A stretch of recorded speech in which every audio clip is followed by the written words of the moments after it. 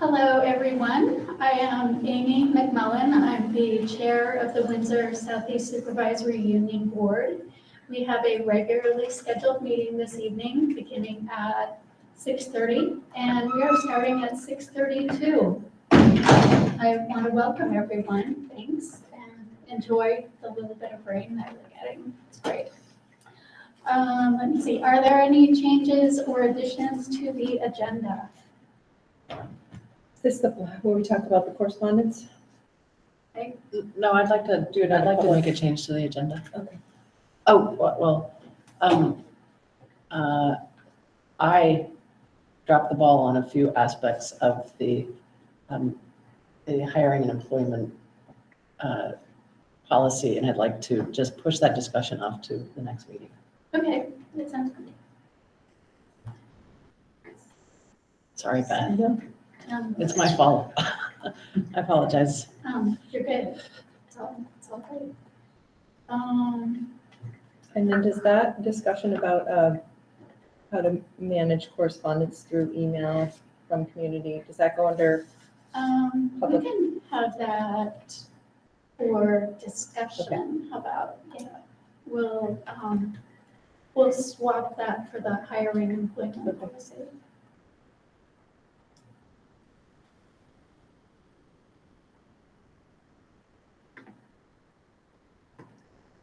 Are there any other changes or additions? My question was about whether or not we were going to add school start time, drop off to this meeting, or Christine's letter to me said that some schools had it covered, or if we wanted to bring this up just in the Scotney school board meeting. Does it affect everyone, or is it mostly? So it depends on your district and your school, whether or not you have the staffing to provide some childcare coverage prior to the school day starting. So early drop off, and I think in some schools they do that. That's a really important part of what their town has determined. We could, why don't we hold off? I think, and have that on the agenda Manascutney? for Manascutney. Okay. And that way it can be warned, and we can have that conversation on it. Okay, but my definition, I just want to clarify my concern. My concern is not having an early drop off period, but having the drop off period early enough so that students can have breakfast not in the classroom at 8, and students also have time to do the transition and to be able to be in the room, transitioned, ready to start at 8. So that's my big concern. Granted, the parental drop off at an early date is a convenience issue as well, and it's a hassle for parents. But my concern really is about having the students be able to have access to the building early enough to eat breakfast, transition, and then get into the classroom and to be able to start the day. The teachers are contracted from 7:45, and it really, students should have that 15 minutes to be able to transition, to be in the classroom, getting the stuff undone and stuff like that. That's my concern. My concern is not having the opportunity to have like a 7 o'clock drop off. Okay. Yeah. So as it is now, I think, correct me if I'm wrong, all schools participate in breakfast after the bell, which is getting breakfast after the bell starts bell. Sorry, kind of contradictory to what you're saying. They do at this point go down. Kids get dropped off between 7:50 and 8, with school starting at 8. And I'm only speaking for Heartland now because I haven't been in the other schools first thing in the morning. But once kids get there, The older kids sometimes come down right away, but the younger kids, usually it's a classroom leadership role. They go down and get the breakfast for the kids and come back and bring them to the classroom. And then they typically eat during their morning meeting or Right. during their morning work time. Right. I think it's great to be able to have breakfast during the bell, but at the same time, that's not an ideal situation. So, and yeah, I am more than happy to discuss this during the public participation as well. But my issue is that, yeah, my issue is my issue. Bill? Yes. It can be on the agenda for the Mount Escutney, and then at the September meeting for the supervisory union. Okay. Christine, I just want to clarify whether or not you misspoke or not, but I heard you say that drop off at some schools is 7:15. No, 7, if I did, I didn't mean to. Okay. I know that some schools were trying to see if they had staffing available to drop off. I think it was 7:40 instead of 7:50, so it was a 10 minutes earlier, and Right. and it's really about finding coverage for where those kids are and who's supervising them. Yeah. Yeah. Okay. Thank you, Amy and Christine. Welcome. Okay, I think we're going to move on from changes and additions to the agenda. I will take a motion to approve the minutes from July 25th. So moved, Elizabeth Burrows. Is there a second? Second, Nancy. Okay, thank you, Nancy. Thank you, Elizabeth.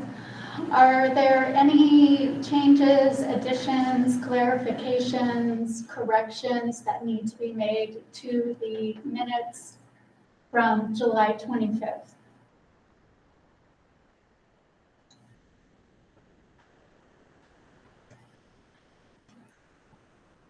Hearing none, I will start with the online. Anne Marie? Aye. I didn't clarify that. We are now voting to approve. Beth? Aye. Bill? I abstain. Colleen? Aye. Elizabeth? Aye. Jamie? Aye. Mark? Aye. Nancy? Aye. Rebecca? Aye. Nikki? I'm abstaining. Okay. And, oh, I already called you Elizabeth, right? Or Yes. did I? Okay, because you're on. And I am an aye, so they are approved. And we are now moving on to public participation on items not related to the agenda.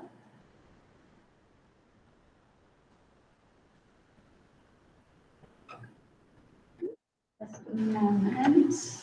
And Bill, your hand is raised. Yes, it is. Does anyone know what the bus route is in? It got sent out today. It just got sent out today. Okay. Thank you.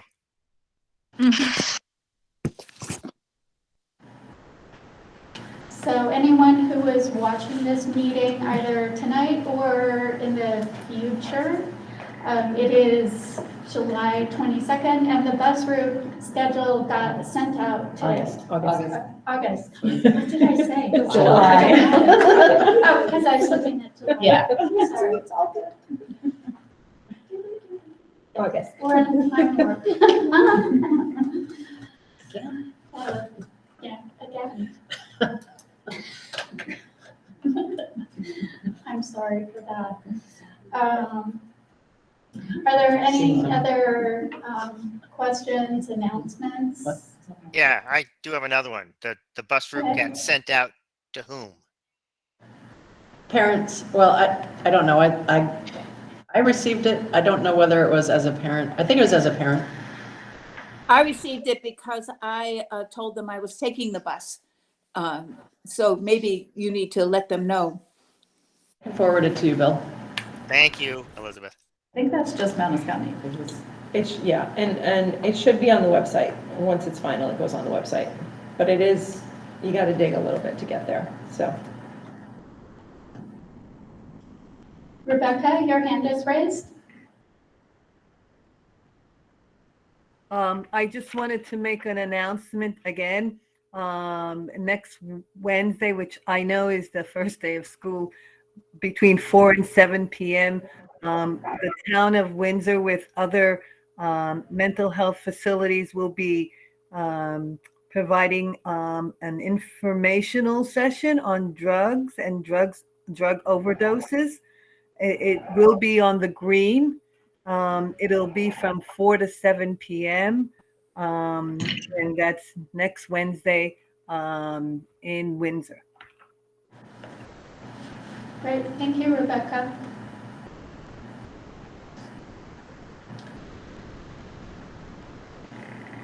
And not hearing anything more, we will move on to the administrative report.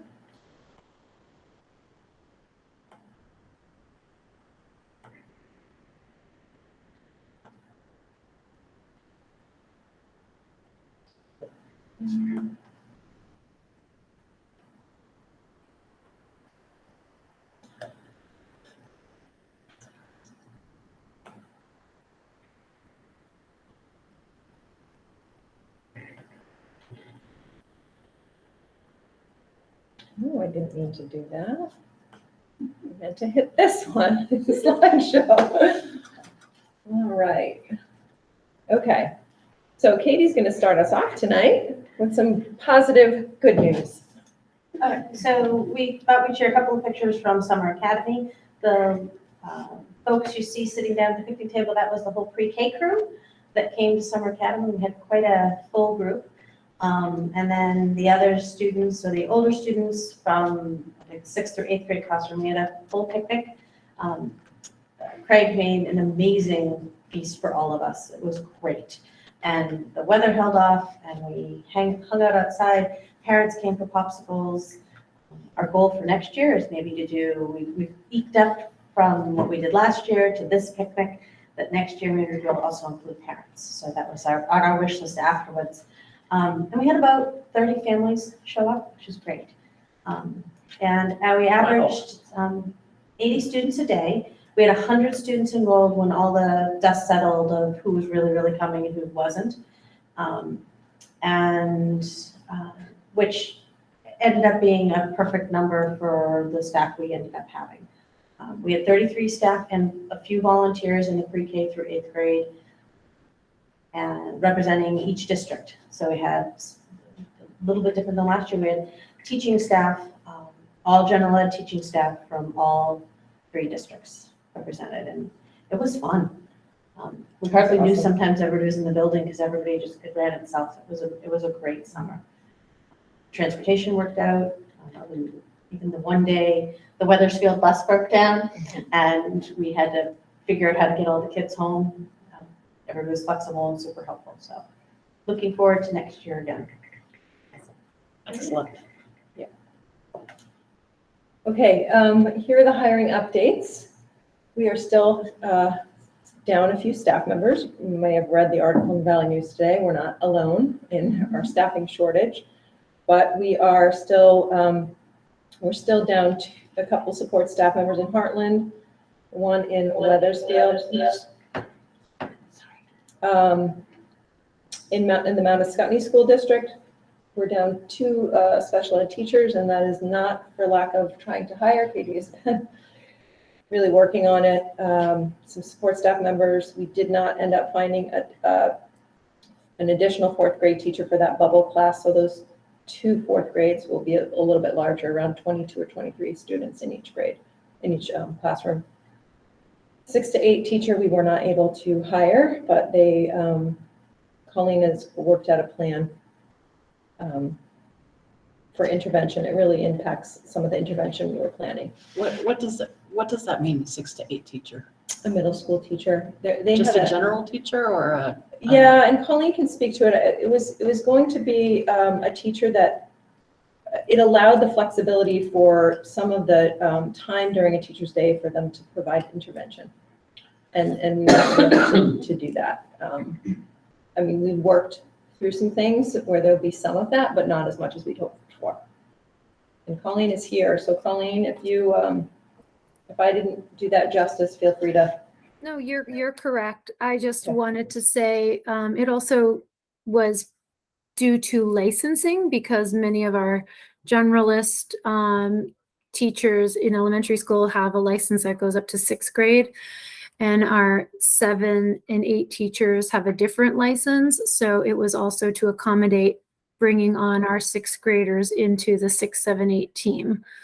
But we have enough teachers with the certifications and the licenses in 6th, 7th, and 8th to make it work. As Christine said, it just leaves us with a few less intervention blocks that we were hoping for, but we're going to be very creative in our team approach with our certified teachers on the team, supporting and teaming with each other and doing some of the intervention in the regular day.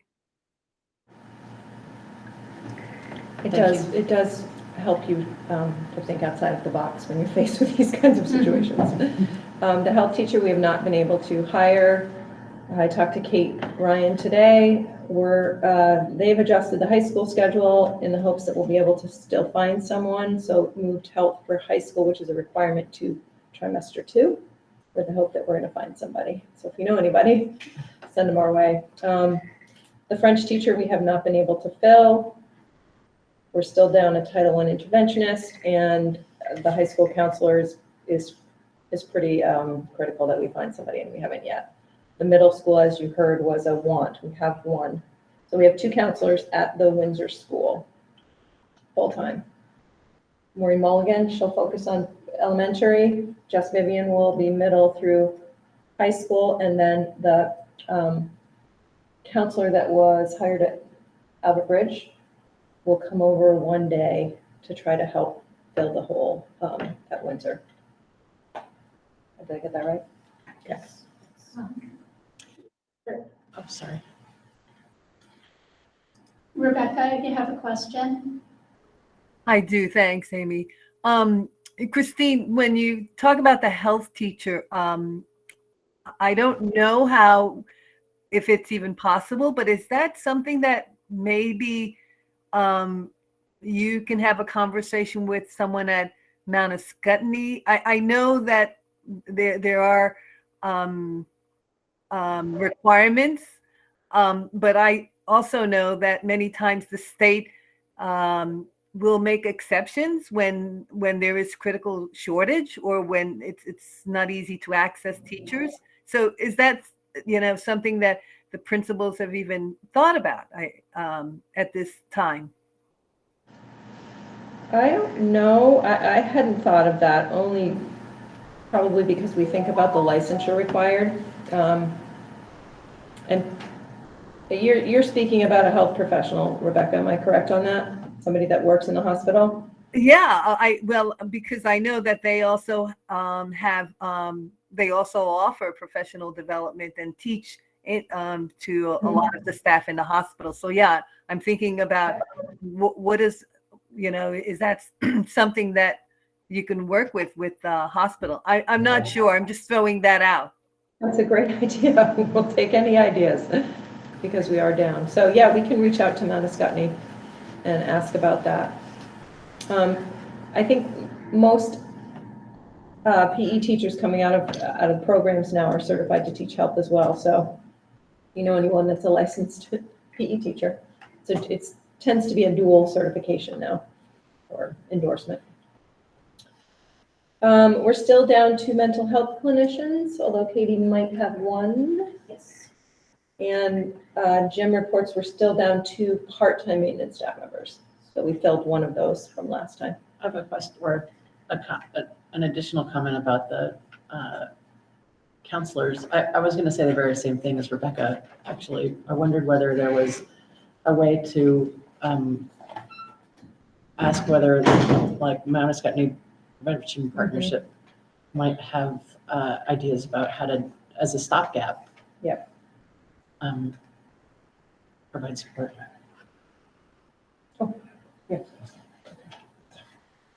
Yeah, we can reach out. We have some connections there.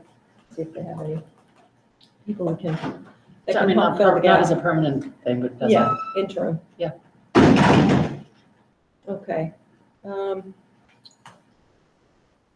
So just in case you didn't know, we're opening schools very soon. We're excited. So we've had welcome back letters have gone out to staff, to families. Our new teacher day is this coming Wednesday.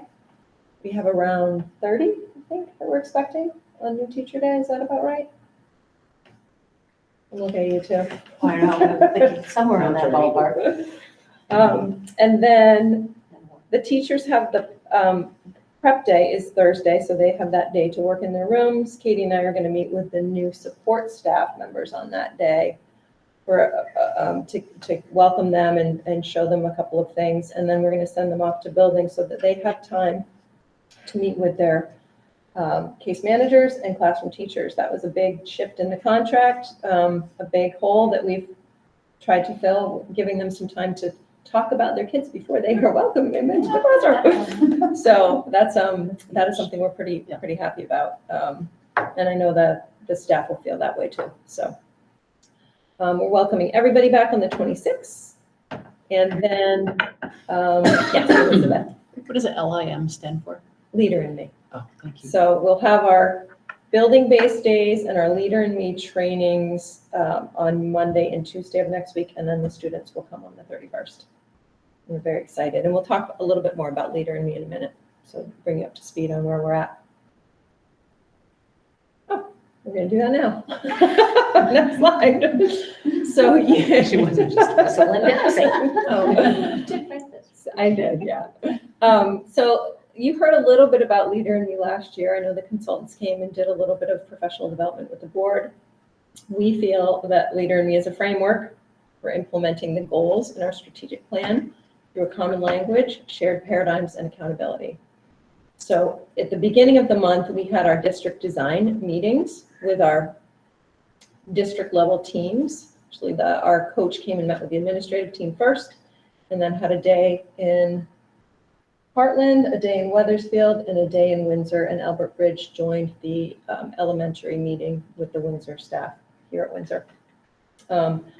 So we did some planning around Core 1 implementation, and this may not be a surprise to some of you, but the Core 1 implementation was tough last year due to lots of factors, COVID being a big one. Just the staff were. Can you remind us what Core Core 1 1 is? Yes. Core 1 is learning about the paradigms, what they are, and how we're trying to shift them. And Core 1 teaches the 7 habits. So we get into being proactive and What are the 7 habits? So the 7 habits are habits that are really good things to practice to be a successful human being. So we can never name them all. It's like be Being proactive, proactive. think first things first. seek first to understand, then be understood. So just really kind of common sense characteristics of people, right? That we want to instill in our children so that they'll be successful in life. And the 7 habits, they're not 7 habits of highly successful people. They're They are.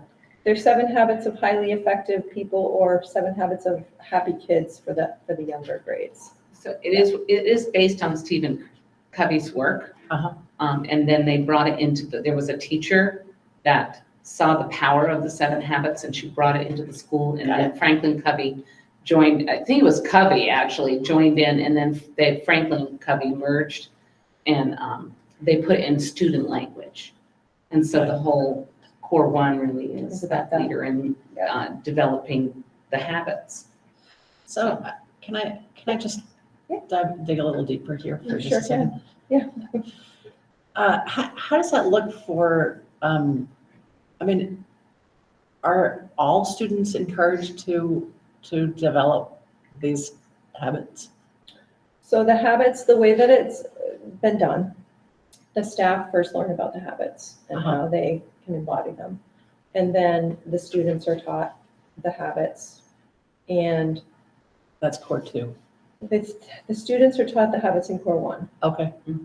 And they're also, some of the other focuses in core 1, and it's really around student empowerment. That's the goal. So they're taught about leadership roles, so which is really something we already do in schools. We call them classroom jobs right now, but through the Leader in Me framework, they're titled leadership roles, and the students actually brainstorm what those might be in a classroom. And they come up with their class mission statement. So the students work together to come up with the mission of their class and how they're going to implement that. So it really is a framework to help shift empowerment to the students, but it's a framework that has a common set of, a common language, and then there's some accountability measures built in. Okay, now I have 3. I have the 7 habits. I found it. Oh, you did? Yes. Begins with be proactive, you're in charge. Begin with the end in mind, as in have a plan. Put first things first, as in work first, then play. Think win-win, as in everyone can win. Seek first to understand, then to be understood. Listen before you talk. Synergize, together is better. And finally, sharpen the saw. Balance feels best. Thank you, Amy. You should be able to recite them. What was that last one? I have 3 follow-up questions, real quick. What was the last one? Sharpen the saw means what? Sharpen the saw. Balance feels best. So it's a balancing your, working, taking care of yourself, Okay. that kind of Taking care of Yeah. others. Work-life Putting balance. others- Work-life balance. Yeah. Here are some questions. Okay. The first question is, what does this look like for neurodivergent students? You mean in learning the habits or in trying to practice the habits? Okay, let me back up. Okay. First, you said that first of all, I'm not trying to litigate anything here. I don't mean to sound like I'm cross-examining you. I apologize for that. But you said that it's in part to develop a common language. So does everybody have to use words like synergize? Or The kids are taught, but there are other words that mean the same thing. And it's really about the practice and the shifting of the paradigms, which Angie's going to get into in a little bit. It's a belief, it's a set of beliefs. So everybody can be a leader. Everybody's got genius, right? Everybody can contribute in some way. so does that mindset, like when you are dealing in the classroom with divergent Divergent thinkers. thinkers, do the teachers and other people adjust their mindset about the students as they're trying to encourage these behaviors? That would And be- if so, what does that look like? Want me to? Sure. I happened to see some initial lessons with a special educator and some students last year, looking at, and I don't remember which habit they were talking about, but it was something they integrated into their morning meeting and their curriculum. And I think that what you're asking is part of what's developmentally appropriate for certain individuals. What are we doing to modify, accommodate, using different words, like synergize might be too abstract for some, and you need a different word. And I think people are doing that. I think that's from the lessons I've seen, from the way kids are talking about it, and then plus pieces of it are a lot about action and how we're doing things.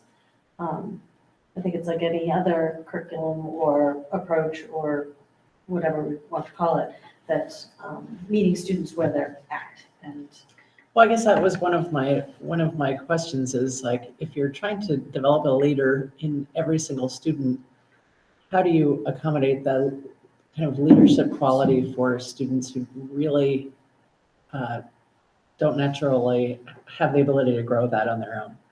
I think sometimes it's developing their independence first and then later. And that I think of a few kiddos coming to mind where the idea of them being a leader might not be something that others may think of yet, but is there. And it's developed, I see one of the major steps is developing their independence, and therefore then they can get to that next level. So, and little tiny, I mean, it's little things. It doesn't have to be big, giant things that they're leading in. And again, I'm not, initiative in the classroom of doing something and showing something to somebody else is leadership to them. Yeah. So I think that's how we measure that for each student will be very, very different.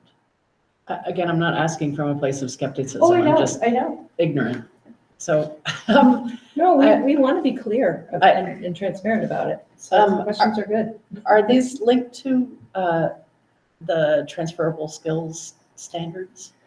They are, and in a minute, we're going to show you a slide that shows you a little bit of that. What's that you're leading? It's good.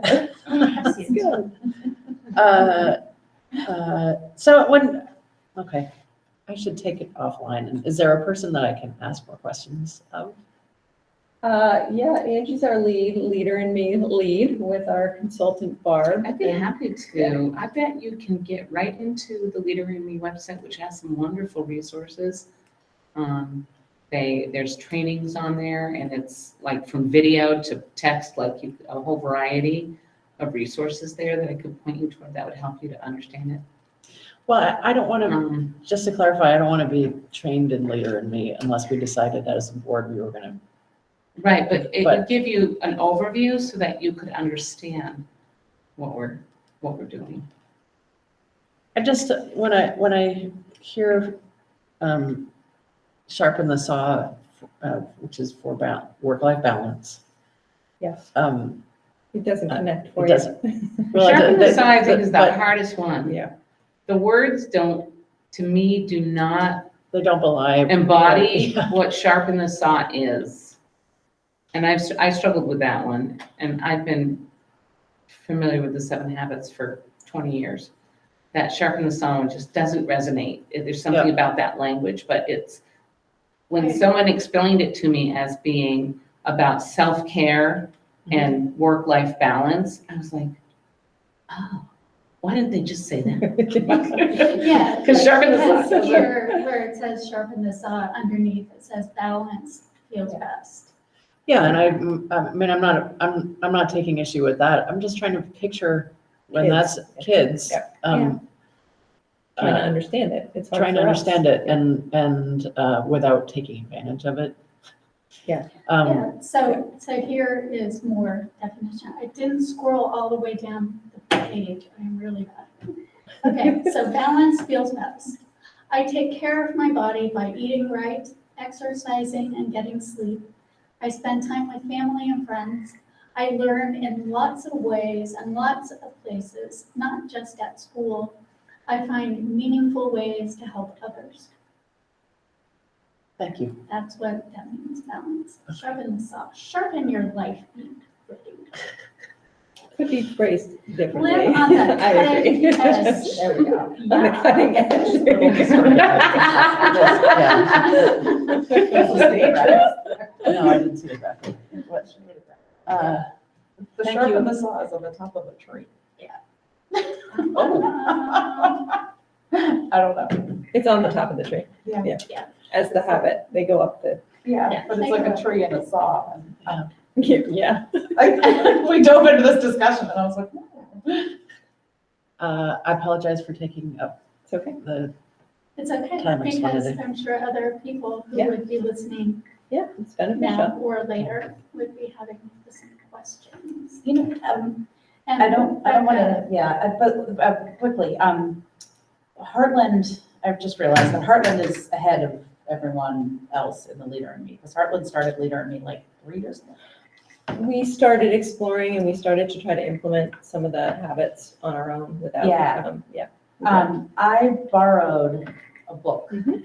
from Heartland that it was just really helpful.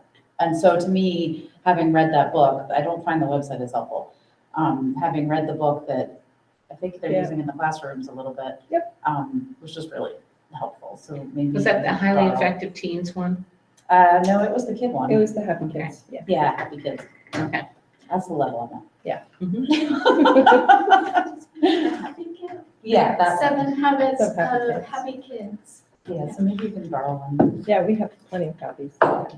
So going back to, you had a hard time implementing Core 1 last year, as you might imagine. Yeah, So that was at the staff level and at the student level.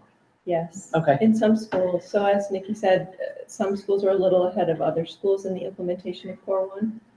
And they're gonna do a kind of a reset of Core 1 and some one to 2 schools are ready to move forward with Core 2 and they'll be trained in Core 2. And Core 2 is about the achieving growth through the 4 disciplines of execution, which are, I listed them there. Discipline 1 is focusing on the wildly important. So what are the goals?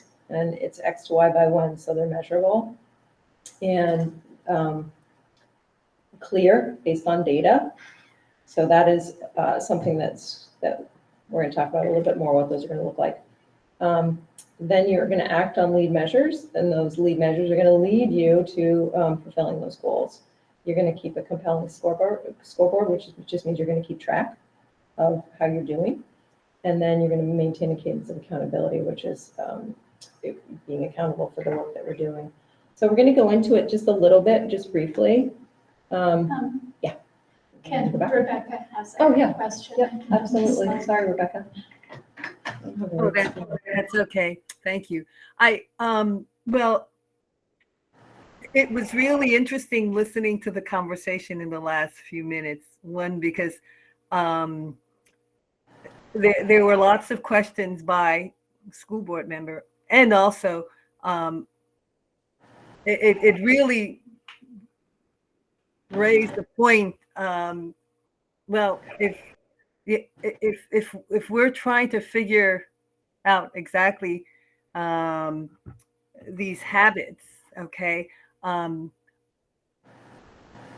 others also trying to figure this out? So you're trying to create, through the Leader in Me, a language that everyone is hopefully will embrace, and so one is, I just wonder, how are you going about that besides doing it? And I heard Katie speak to observing and teachers that were doing a really fine job, which I believe. But how do you go about making sure that all of the kids in the school, and which is what Elizabeth was asking, is aware that this is happening? I had some questions. I said, so are you printing anything on bulletin boards? Is there anything in the hallways? Yes. Where is this information found? And also, how's about parents?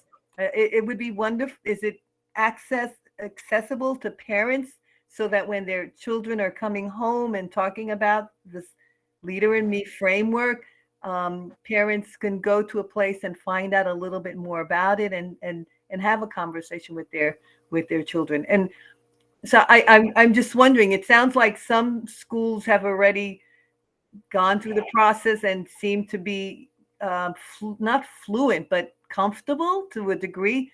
Can we learn from their process what they did to as we move forward? So that's just some of my comments and thoughts. They're great, Rebecca. And yes, one of the teams and how it's implemented in schools is through, it's called the Lighthouse team. So it's made up of staff members. Each school has 2 Lighthouse coordinators, or they're supposed to, not all schools do. Mount Scottney, Albert Bridge has 1 because they're a little bit smaller.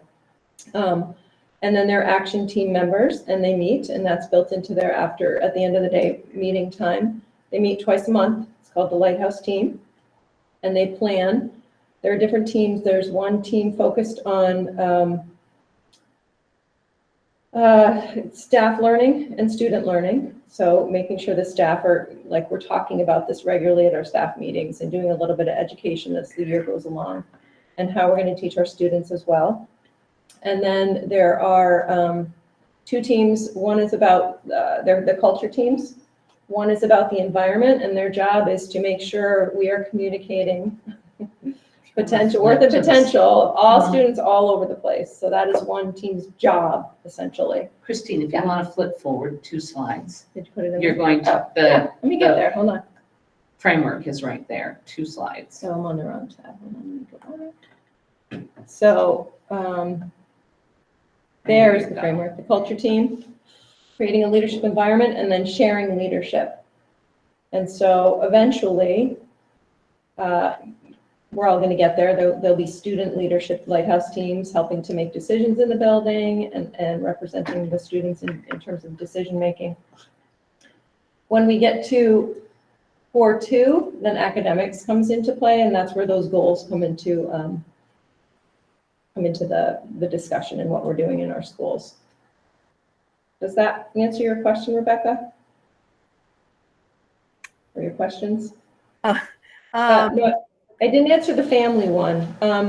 So that is a goal of the administrative team to really implement and talk about what we're doing in terms of Leader in Me in our newsletters and on our website, so that the community also has a deep understanding. Yes. Thank you. Yeah, I'm sorry. it's okay.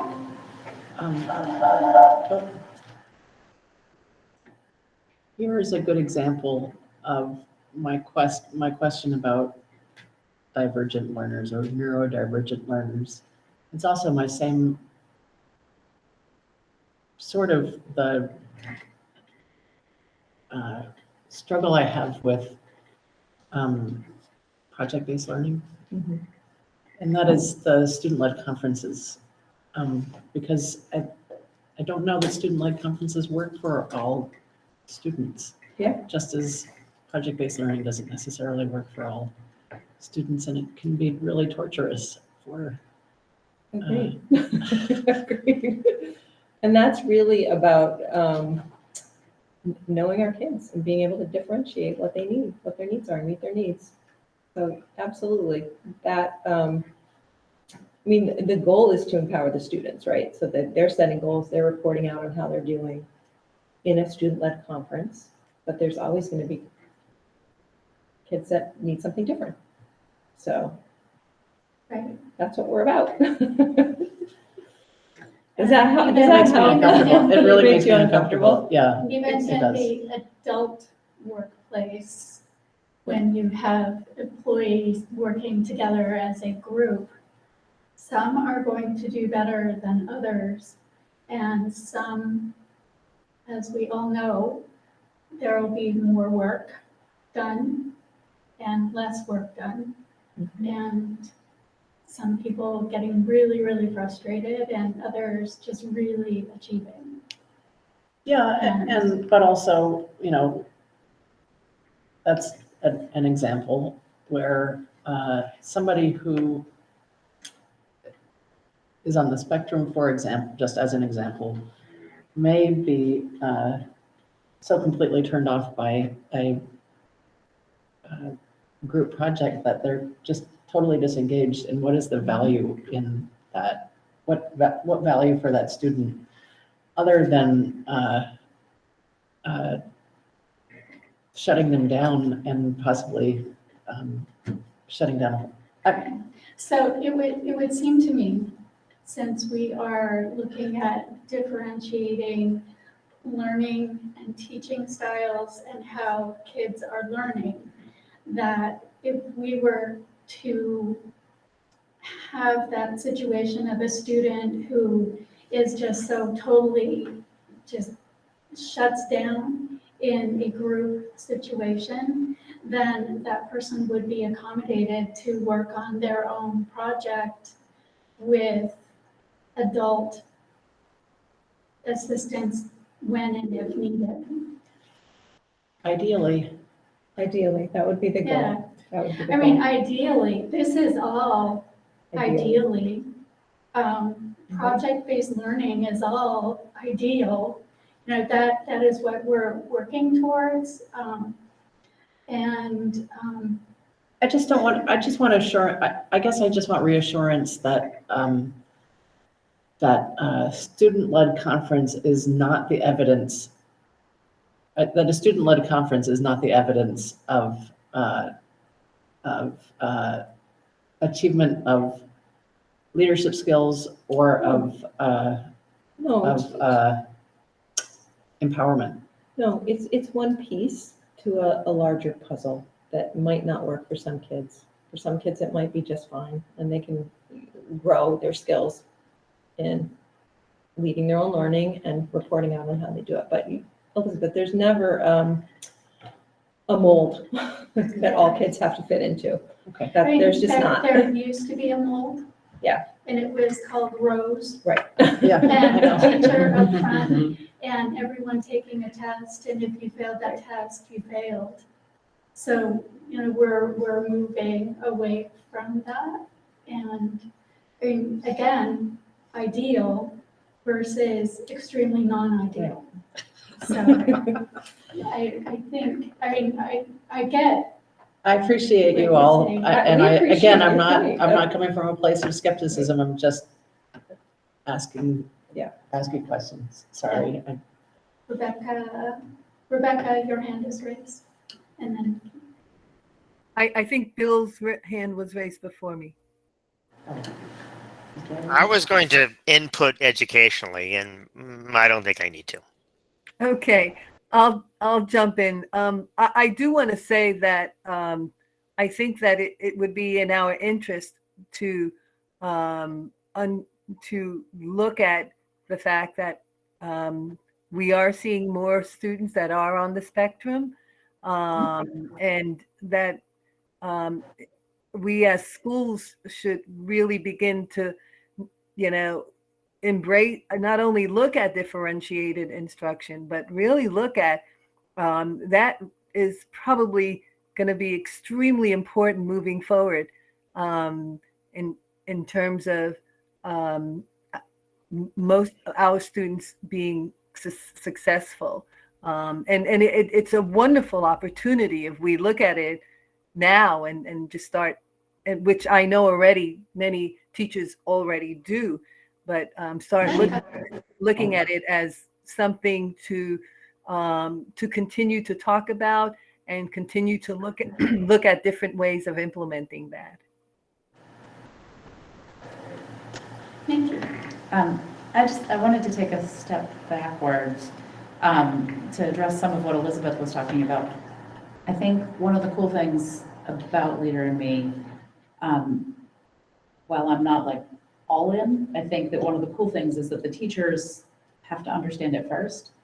And a lot of the topics are all about the understanding the people that you're working with and like learning how to work with them. And so I think in that aspect, teachers learning this and having to embody it is helping with all that differentiation and seeking to understand people first before they preach at them, and, you know, thinking win-win with everybody. Like all of these little pieces, I think as they start to get ingrained, start to improve the way that teachers can differentiate with kids instead of moving from the model of having kids in rows.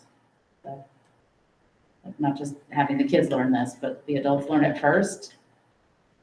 It helps a lot. And I speak from knowledge of like the adults, the teachers in Heartland that did dive in. I saw the outcome in the way that the kids, the dynamic in the classroom. It's a cultural shift. It's a cultural shift from a very traditional education, which Amy was referring to a modern education, which is what we're trying to create. So it is shifting the culture, and it's shifting the paradigms of the adults as well. which is good. I Which is mean, good, yeah. there's no disputing that. It Believe me. it almost, in many ways, it feels like when Act 77 for personalized learning was passed, said, boom, this is going to happen. And now, 10 years later. Still working on it. It feels like, you know, there was so much pushback when Act 77 was like, what is this? I'm not gonna do it. And kids saying, oh, it's never gonna work. And so there had to be some building up, and we're still building. You know, it was a realization, oh, we're not quite ready. And so we're building. Yeah. We're still working on it. And some districts, some areas are a little bit further ahead, and we can learn from them, and others, you know, we're all learning from each other. And I like leader in me. I like leader in me, yeah. Yes. And none of us so far have Perfected it. failed. Yeah, we haven't perfected, and we haven't failed miserably. No, we're on We've a been continuum. challenged, but we're ready. Okay.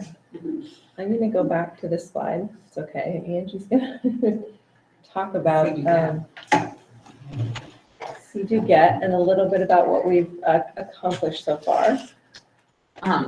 The See-Do-Get cycle is the foundation for Leader in Me, and it's based on what these three ideas and how they work together. And it starts with your paradigm, your belief system, the things that you believe to be true, and then you look for evidence in your environment that those are true. So in the See-Do-Get cycle in Leader in Me starts with the paradigms, and on the next slide we'll talk about that.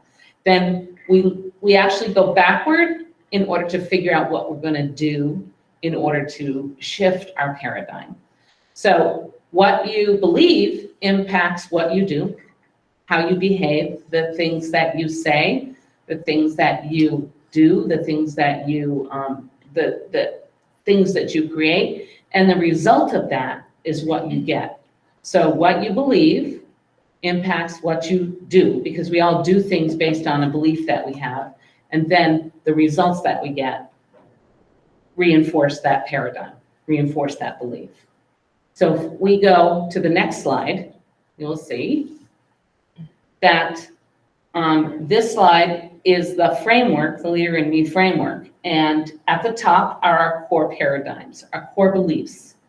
So we are moving in the paradigm of leadership from this idea that leadership is for the few to leadership is for everyone. Everyone can be a leader. And then the paradigm of potential is that we're going from not everybody can do this to everyone has genius. And then the paradigm of change is that to improve schools, the system needs to change first. Not that, but change starts with me. So we are empowering each of our learners to believe that they are the change. They can be the change. And then the paradigm of motivation, not direct and control student learning, but empower students to lead their own learning. And then the paradigm of education is not educators focused solely on academic achievement, but educators and families partner together to develop the whole person. So when we looked at Leader in Me, it checked all the boxes of all the things that we were trying to accomplish with our strategic plan. And the beautiful thing about this particular diagram is the first two paradigms, leadership and potential, go into the action step of leadership, the things that we do to reinforce leadership. And then potential, change, and motivation create culture. And then lastly, the paradigm of education and motivation are addressed in the academics portion. When we get to core 3, which is next year, we will be focusing more on academics, student-led conferences, and that sort of thing. And I believe that what we will see is students coming to, so at Heartland, we've done student-led conferences for years and years. And they began from this idea that we wanted students to be empowered to show what they're learning, and to really be able to explain what they're learning and understand why they were, being able to say, I'm performing this way, this is what I'm not understanding, this is what I'm understanding, in order to excite and invest them in their learning. So that's next year. So our goal this year is to, our Leader in Me Core 2 is starting at Heartland this fall, and Leader in Me Core 2, Heartland and Wethersfield maybe, a little bit. You're going to hear us talking about our wildly important goals as a system. So the adults in the system are moving toward Core 2, which is wildly important goals, goal setting. And then in January, our trainer's coming back, and she's going to be working with Wethersfield and Manascutney School District, both schools, on Core 2, which is establishing WIGs with kids. And so at Heartland, the kids will be setting their own goals, and then in the spring, we should be seeing kids setting goals across the supervisory union. So for us, our success, which we're going to talk about as we move forward. Oops, I'm hitting my forward button as if I am connected to the thing. So, we have a few slides to show you of the work that we were doing. So our coach brought us through the paradigms, where we put up the paradigm, not this, but this. So we put up the paradigm of leadership around the room on paper. And then we talked about what we had to, what we would get if we believed. If we believe that leadership is for the few, what is the result that creates? That belief creates a certain result. And then we then went back to what are we doing in order to create that result. So in essence, we took the cycle and we worked from our belief back to the result and looked at what we did when we have that belief we'd create this result. So then we looked at the paradigm of leadership. Everyone can be a leader. When we believe that, what do we get? What's the result we get? And then we looked back at the things that we have to be doing in order to create that result. So we took the see, do, get cycle and we worked it backward in order to figure out what is it that we're doing to create that result. So this is the ad team working. And then we walked through that same process with both teams at Heartland and Wethersfield, and then the Manascutney teams. And we now have two high school teachers, Kimber Johnson and Jeff Beachy, who are going to be leading the student team at the high school level. So at the high school level, Leader in Me is very much student driven. There is a faculty component, but it really is working alongside the student component. So Jeff and Kim are going to be working, starting with freshmen. Actually, I think a representative group of kids, the student council to start with. They wanted to just get their feet wet and figure that out. So as Christine said, we were in various places last year due to, the circumstances of last year. It happened. And so this year, our goal is that all schools will be implementing Core 2 by the end of June, 2023. So this next slide, I keep trying to. That's all right. Okay. So our wildly important goal, we have two of them. We have an academic goal, and pay careful attention to this because I'm going to circle this into the continuous improvement plan, which I have to talk to you guys about. But these goals, these WIGs, are in our continuous improvement plan. This is our continuous improvement plan. So I waited all month to get that continuous improvement plan written because I knew that by doing these goal statements, our wildly important goals, that we were going to be creating the continuous improvement plan. So this is our wildly important goal. We have an academic goal in each building, an SU one, and then an academic goal in each building based on this one to achieve this. And then we have a wildly important goal regarding implementation of the hearing aid. And the teachers will be setting a wildly important goal for their classroom based on this goal. And then the kids as well will be setting a goal so it all ties together. Right. So you want me to go to the next slide? Yeah. That's our academic goal. And that's our implementation. And our implementation goal is that we will be all in core 2 in various fashion by the end of June, by the end of the school year. So with the core 2 training in January for Weathersfield, Windsor, and Albert Bridge School, then those students, those teachers will be equipped to work with students on developing their own wildly important goals. Elizabeth. Sorry. What does MRA stand for? Measured Results Assessment, which is a survey that goes out to all parents, community, staff Students and take students. it, Yeah, yeah. students take it in 3rd through 12th.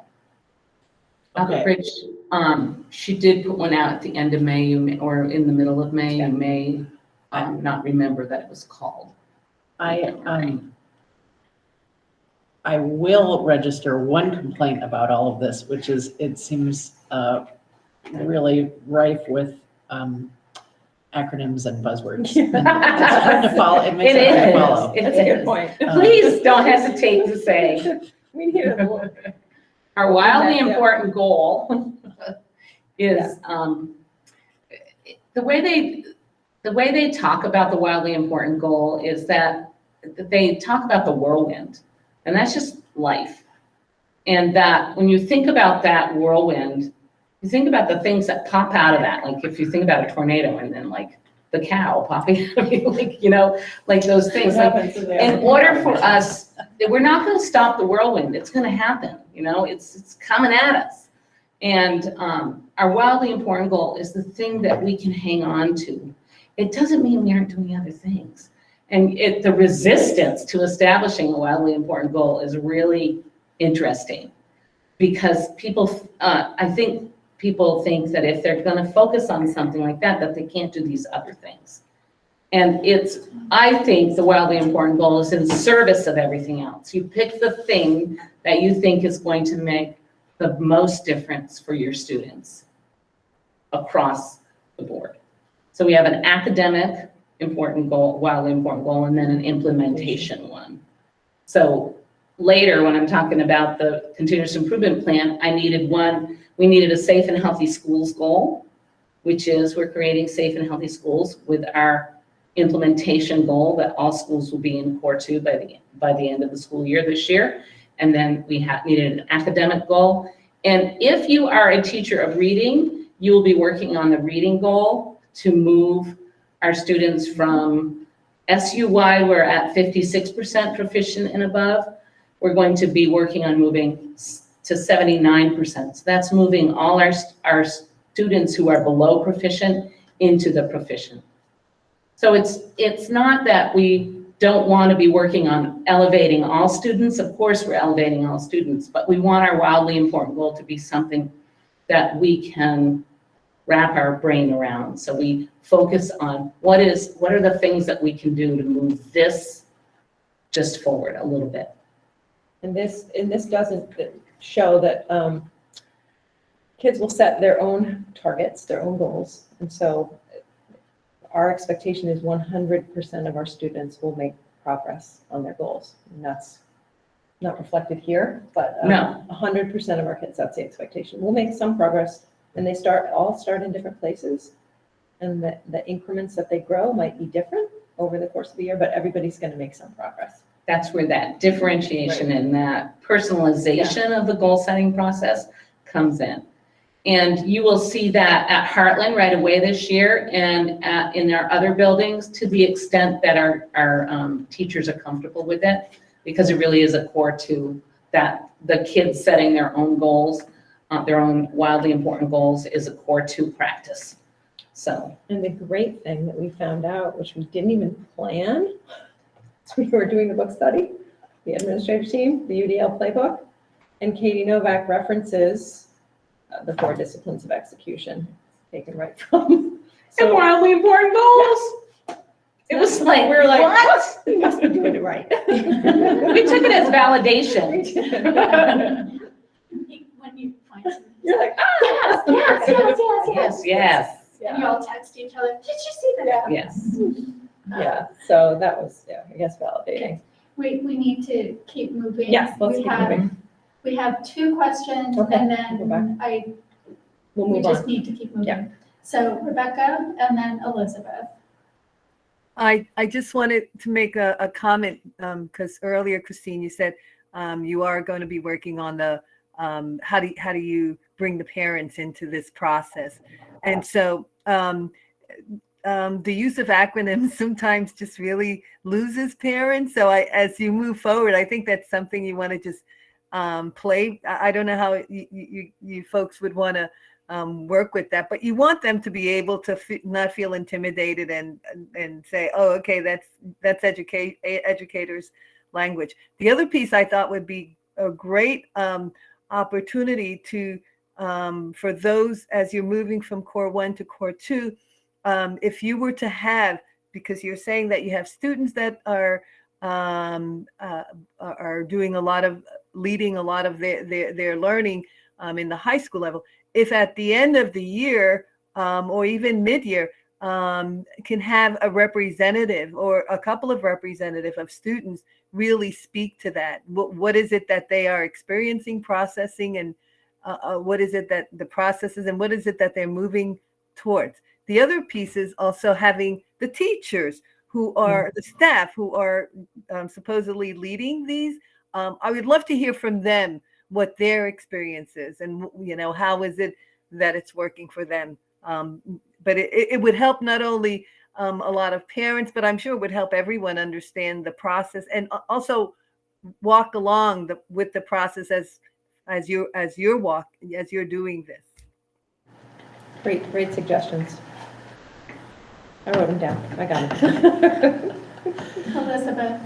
My request is really brief and it's not immediate, but do you think at some point we could have like a matrix of how all these different things work together? Like, Mhm.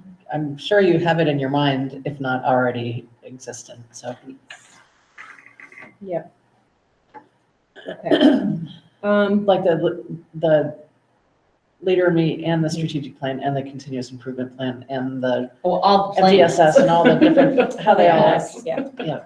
Yes, and we took a slide out, we're going to do it at the local meeting, where the Lighthouse team had done a crosswalk of the core competencies and where those habits fit in with those.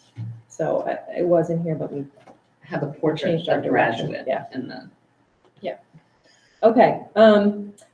Update on the equity audit. So just so you know, we're moving forward. The administrative team met with Insight Education. We had our first meeting on the 11th. We are in the data collection phase of the audit. They're giving us until late September to upload all of the data that they're going to need for the audit. And then from there, they will move into stakeholder surveys and then focus groups. So we are on track. I just wanted to let you know that the equity audit is in motion.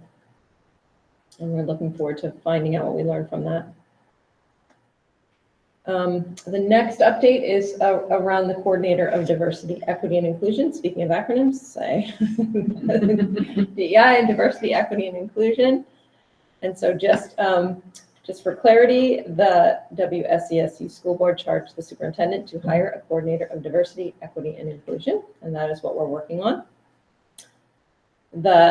Just for transparency, from the job description, what this person will be doing, they will be responsible for leading the district's equity and inclusion efforts and the implementation of the WSESU anti-racism and equity policies and procedures that were adopted, I want to say about 1.5 years ago. Does that sound about right? So that would be the charge of the DEI coordinator. Some of the responsibilities that are listed in the job description: accelerating WSESU's advancement toward a goal of eliminating opportunity gaps. And opportunity gaps are, just so people are clear, defined as the unequal or inequitable distribution of resources and opportunities. They're not achievement gaps, but they lead to achievement gaps. Opportunity gaps lead to achievement gaps.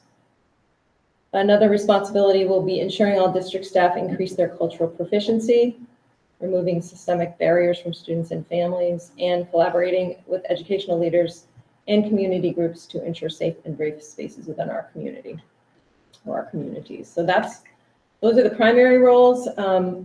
Another big piece of the role comes from our anti-racism procedures, which is outlined as follows. All curriculum within all districts within the SU shall be in compliance with Vermont State Law H.3 or Act 1, which is an act relating to ethnic and social equity studies standards for public schools. I know that under Act 1, there was a group formed. They have rewritten or made a draft of the education quality standards that have gone to the state board for adoption, maybe some edits, but those are expected to be I think, adopted by the new year. That's what I've heard, and then implemented. And Elizabeth might have more of an update. I believe the Act One, I think the Act One group dissolves at the end of this calendar year. I'm not sure about that. Don't quote me on that, but I'm pretty sure it sunsets, and so all of that has to be done. I do know that the standards have been sent to the State Board of Education subcommittee, and I think they're supposed to meet they're on time target, or on their target time. I think that State Board of Education is supposed to meet sometime very soon about having the subcommittee present the Act 1 standards. And that will be part of the role of the coordinator of diversity, equity, and inclusion, implementing those. So an update on the interview. The interview committee met and we interviewed 4 candidates during the week of August 8th. The committee unanimously moved 1 candidate forward. I have checked references. The position has been offered and we are working through the logistics of that. But I should have a name to bring to you next month. Yeah. So exciting news. And then Angie's gonna talk briefly. Yeah, I realized that I probably should have put this on the agenda, but it really isn't any different than what we've already talked about. So the continuous improvement plan draft, the due date is coming up for the end of the month. Now, we haven't done a continuous improvement plan for 2 years. And so what's the beauty of it is it's our wildly important goals, those 2 goals.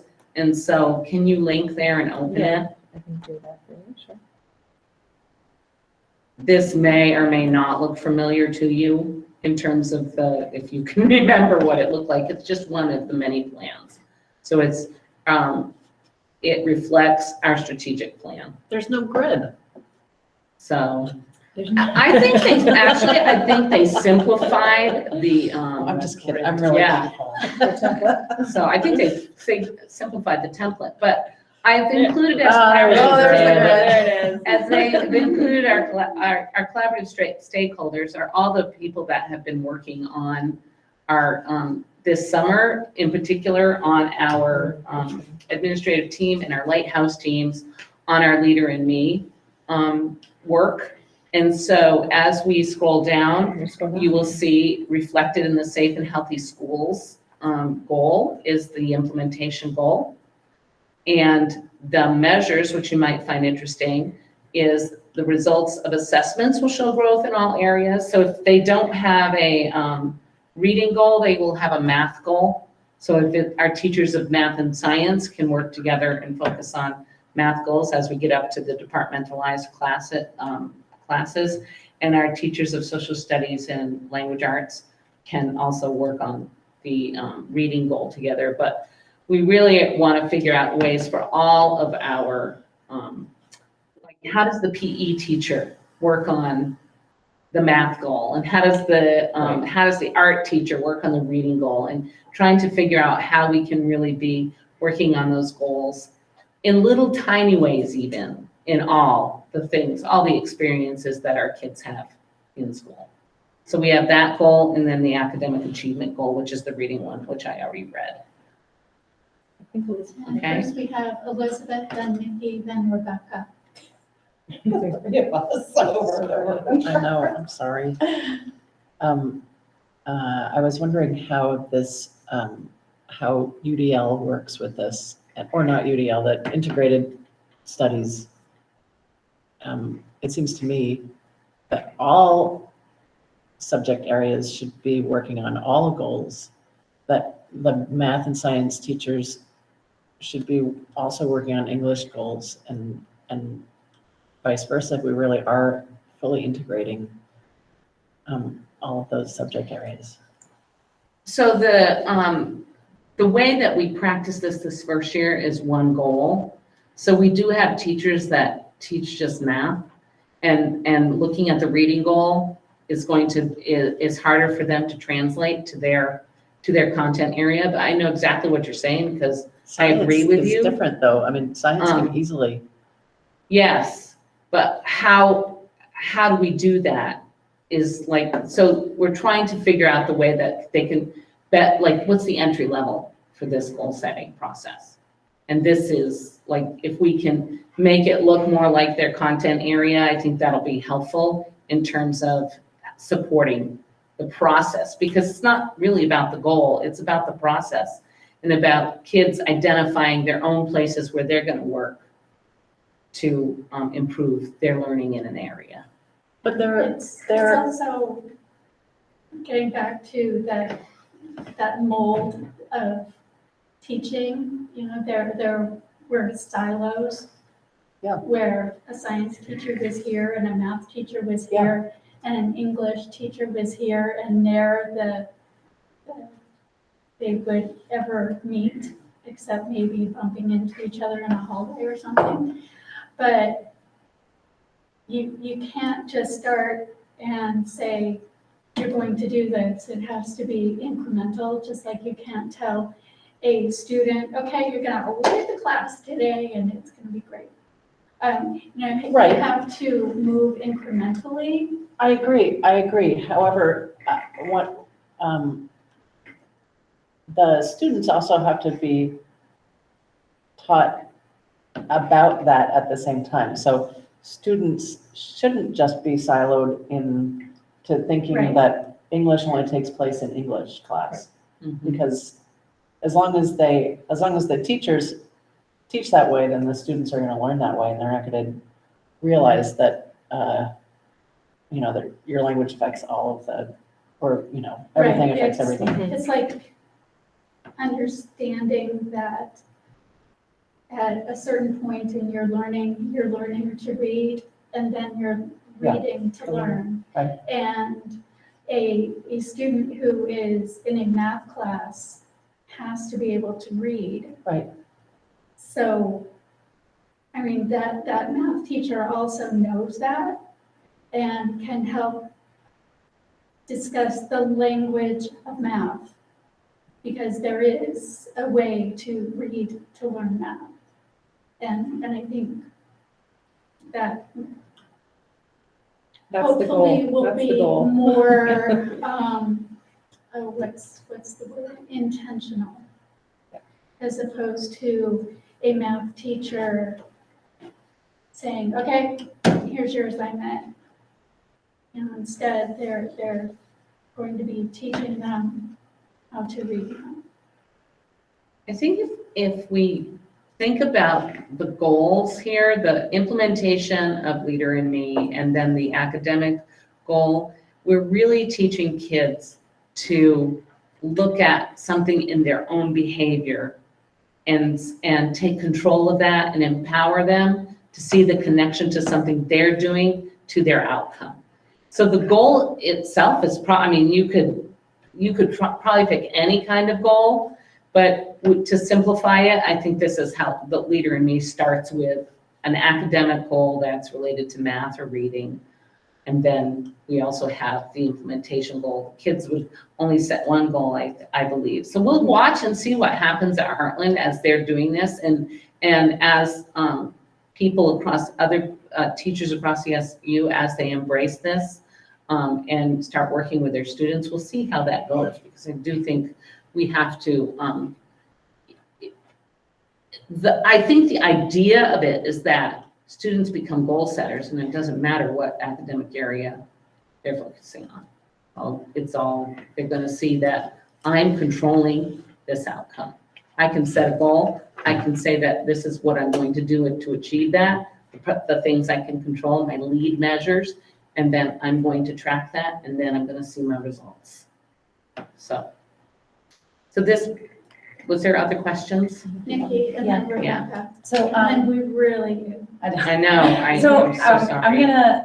so my question is, how did we get to the goal of reading proficiency? And then I'm gonna tell you why I'm asking this question, which I think is gonna be more directed at Katie. But my concern with reading proficiency is that, based on my experience and research, a lot of kids aren't really even ready to read until 4th grade. And so if we've got a reading proficiency of almost 80%, and not all kids are even ready to start reading just developmentally until 4th grade, it seems to me like we can't meet this goal. So, But it's not a proficiency goal. It's a reading foundational skills goal. okay, so it's the foundational. It's the foundational pieces of reading. Okay, so And it's not the, No. it's And it- not the track my progress proficiency based, it's the foundational. Yeah, and we Okay. did a deep dive into the data, and that was the area where we were most lacking. Yeah, I across the think, SU. So actually, so I'm really glad that I asked that question. You Yeah. pointed out that. Yeah. Those key Yeah. pieces. I worry, like in the broader picture, the reason I asked that question is I worry about forcing reading down the throat of kids that are nowhere near ready, because it's just gonna turn them off and shut them down. And they're gonna shut down, and they're gonna act out. Yeah, been there. So, okay, so this is an example that, so in the upper grades, they're gonna focus on vocabulary building. And you can do, whether or not you're a reader, Right. you can still work on your Yeah. vocabulary. No, that's and really understanding. helpful, and I missed that word, So- and that word is very important. So, So, thank you. I did not say it, so. Thank you. Rebecca, My question is, are you providing required, not just professional development for anyone to take?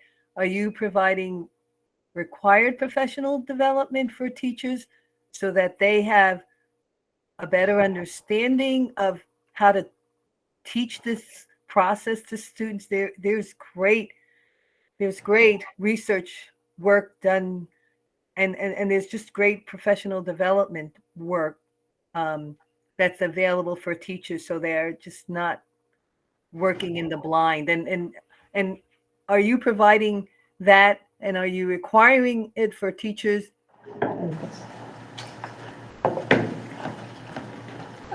Do you mean in regards to goal setting or in regards to the reading foundational?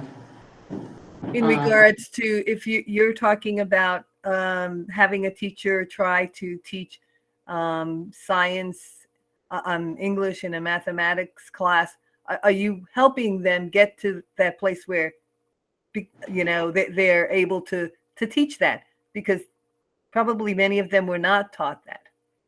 So we have identified what we're going to do as at our level, like Christine and Katie and I, we have our goal of what we're gonna do, and then the principals are gonna have their goal, and then the staff are gonna have their goal, and then the students will have their goals.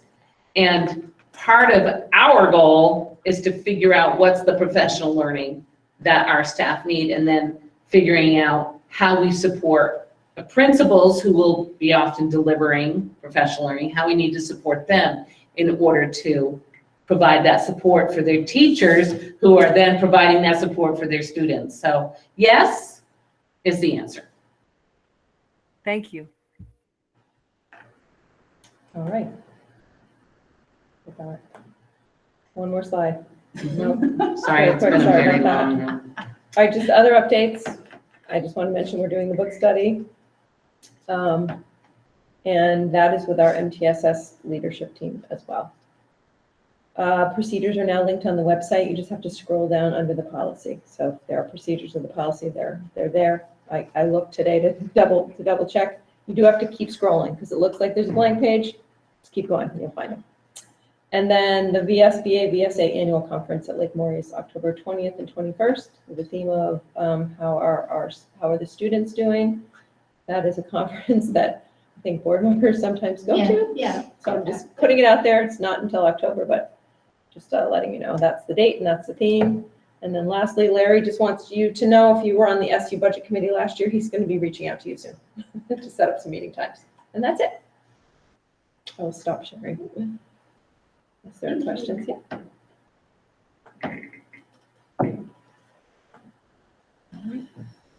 And I think people asked questions along the way. We did. So we are moving on. We're going to move on to items for discussion. First up is discussion on the VSBA superintendent search and whether or not we are going to engage Vermont School Board Association to assist in that search. Are there any comments or questions before I state my opinion?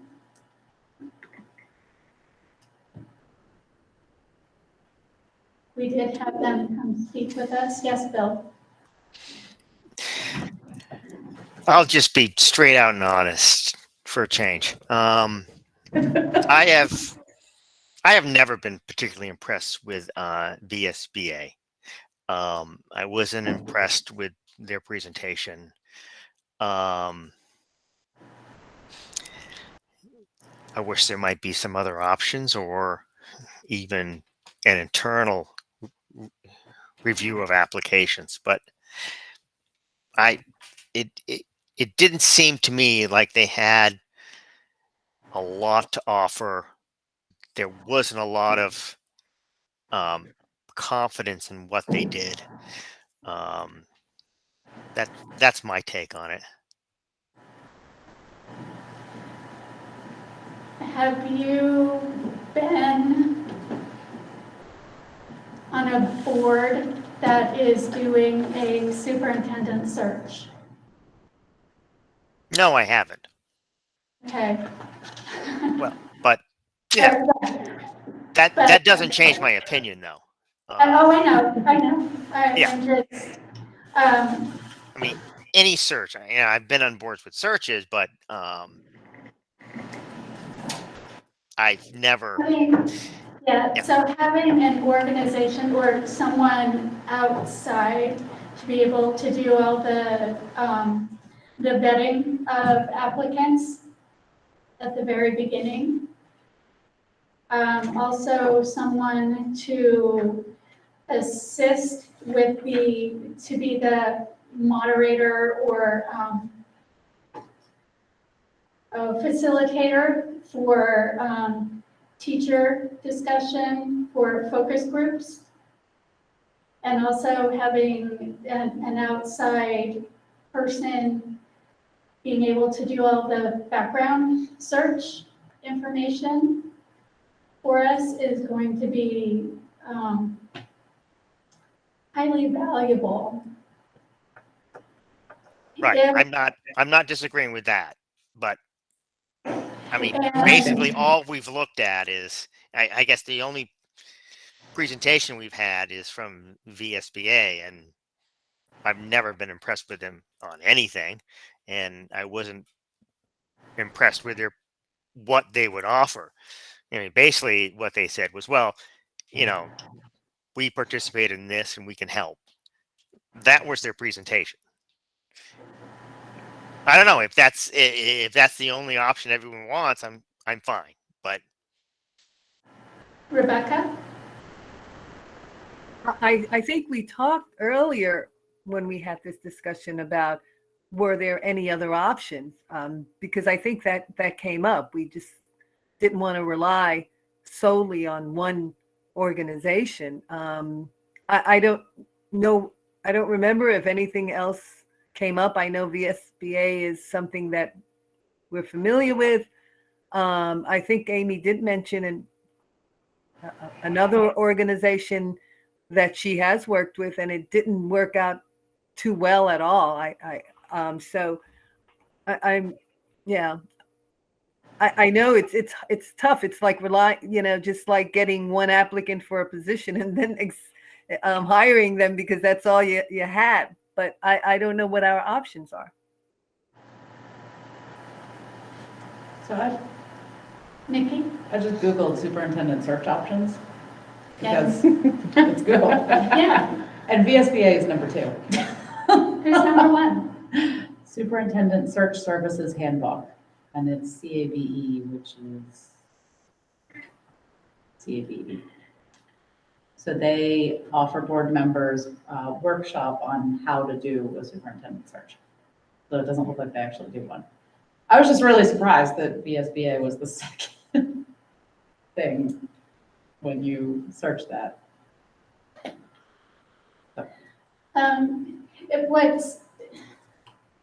Having been involved in a couple of superintendent searches that were led by VSBA, they go above and beyond what their presentation was. And you don't know their value until you're in the middle of it. And then you say, oh, thank goodness we have someone. And also the fact that they know Vermont law or education law, and they know a lot of the players. So people who are applying, people who could potentially apply, and they're working. They know who is working across the state. If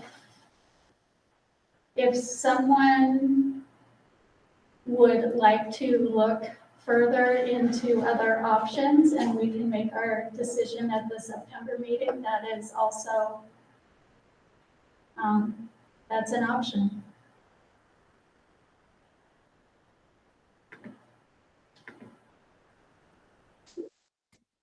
Nancy.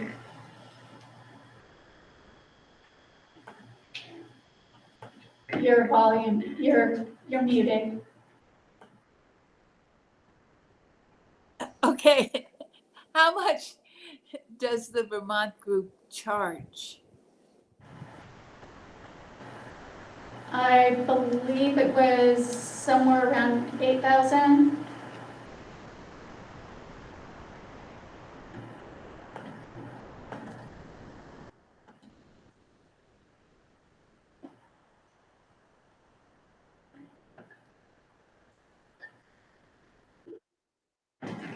Rebecca. I hear what you're saying, Bill, but I also would want, I also take comfort in knowing that the folks that are working with us know the Vermont schools, know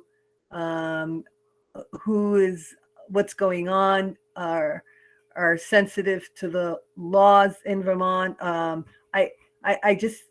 I take comfort in that, and maybe I shouldn't because sometimes looking at something different, I'm sure will yield something different. But I'm leaning on going with VSBA because they're number 2, as Nikki just pointed out. And I don't know what else is out there. Another plus, they know the difference between a supervisory union and a supervisory district, which when we used another service, they weren't as acquainted with how our governance works. And VSBA is very acquainted with all of the different governance in the state of Vermont.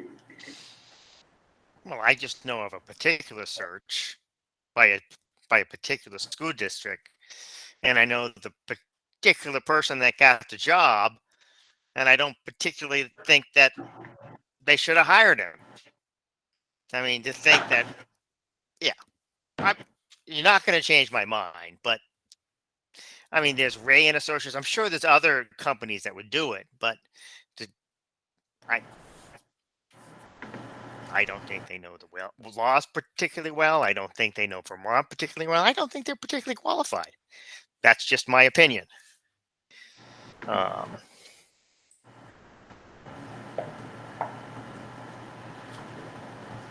Well, we can put this out for another month.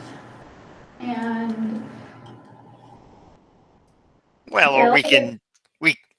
can vote. I mean, this is just my one. This is my only one point of view, and that's it.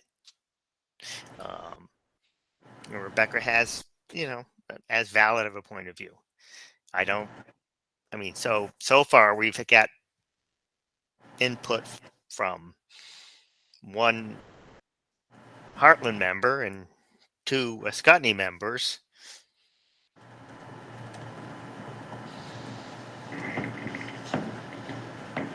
Is there anyone else who would like to comment on potentially using Vermont School Board Association to conduct our superintendent search? Or would we like to do more research and invite other organizations to give a presentation? Because that is also an option. Nikki, I sorry. don't know if I'm the Heartland that's already commented. I'm just like, so I'm back on the internet and, the VSBA is offering a price of $8,000. And other, like, the quote that I have here is there's no set fee for search firms. Depending on the district size and complexity, the cost can be range from $20,000 to $150,000. So I think, to me, that points to, from VSBA understands small. And I don't think, I just would worry that other organizations don't understand small. Their cost may be through the roof. I don't know. I'm happy to stick with it. And it's also, when you go to different,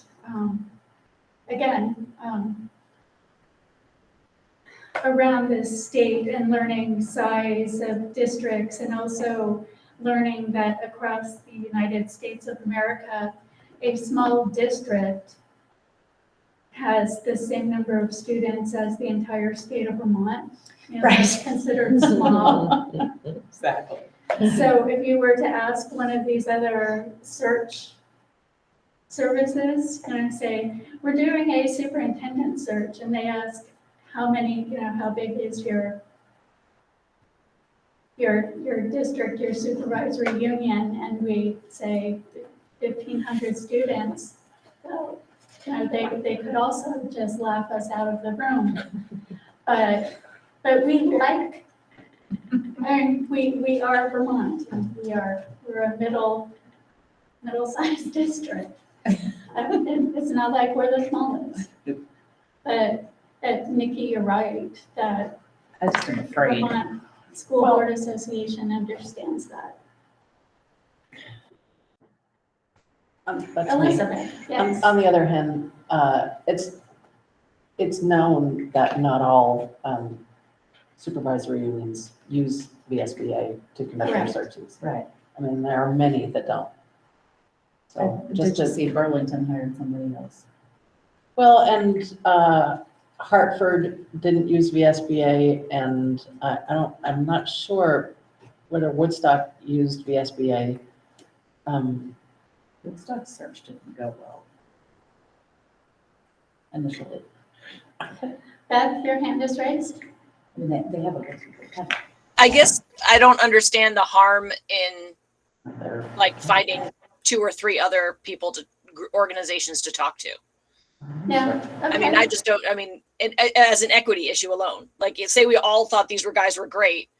It's still that whole idea of like, we just haven't talked to anyone else. And that's not how we hire anybody in our district.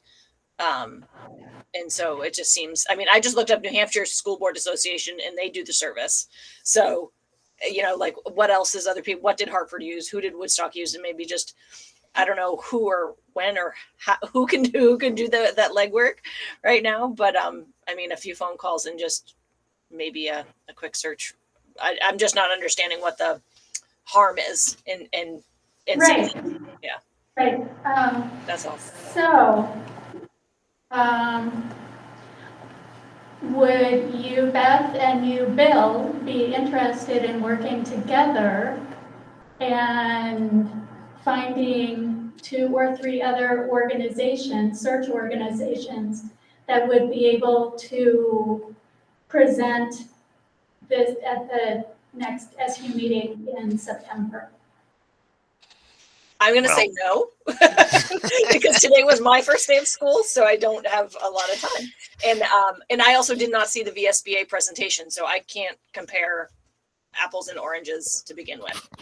Yeah, I don't, I'm sorry. Ben, yeah, I don't mind just don't even spending know. some time on it, but And I'm supposed to work with Elizabeth on something. I think that's even a higher priority. yeah. Sorry. I guess my biggest concern is the fact that for that, granted, it's $8,000 for the VSBA, but they weren't particularly clear of what we get for that $8,000. I mean, if we're looking for, and plus, what are we looking for a service? Are we looking for someone to do background checks and gather applications? Are we looking for someone to run the interviews, to do the whole search? I mean, exactly what are we looking for? I think Okay, so. If no one else can do it, I'll figure it out, but I'm not going to guarantee it's pulled together by next board meeting. That's what my life looks like. Literally day 1 for me today. So I'm not quite. I can easily find out who did Hartford's. Yeah, I mean, I can call up Woodstock. I don't have a problem doing it. I'm just saying I'm not sure that time constraint will work for me. right. But I can try my Springfield? best. I'm not So saying. what I will do, I will look at what VSBA proposes, what their standard search is, and then I will find 2 other organizations. Amy, just pass on their, like, if you can just pass on to me what they can do. And Elizabeth, if you can find who Hartford went with, I can make a call to Woodstock, and I feel like that might be enough. Yeah, and what's, Well, I mean, actually, you know what, I can call both. Okay. And that way there's only one person instead of trying to then catch up with you. And so I will do that. I will call Hartford. So are you talking Hartford from Tom? yeah, that was a long time ago. Yeah. Yeah, because I was on the, that was back when I was on the tech board.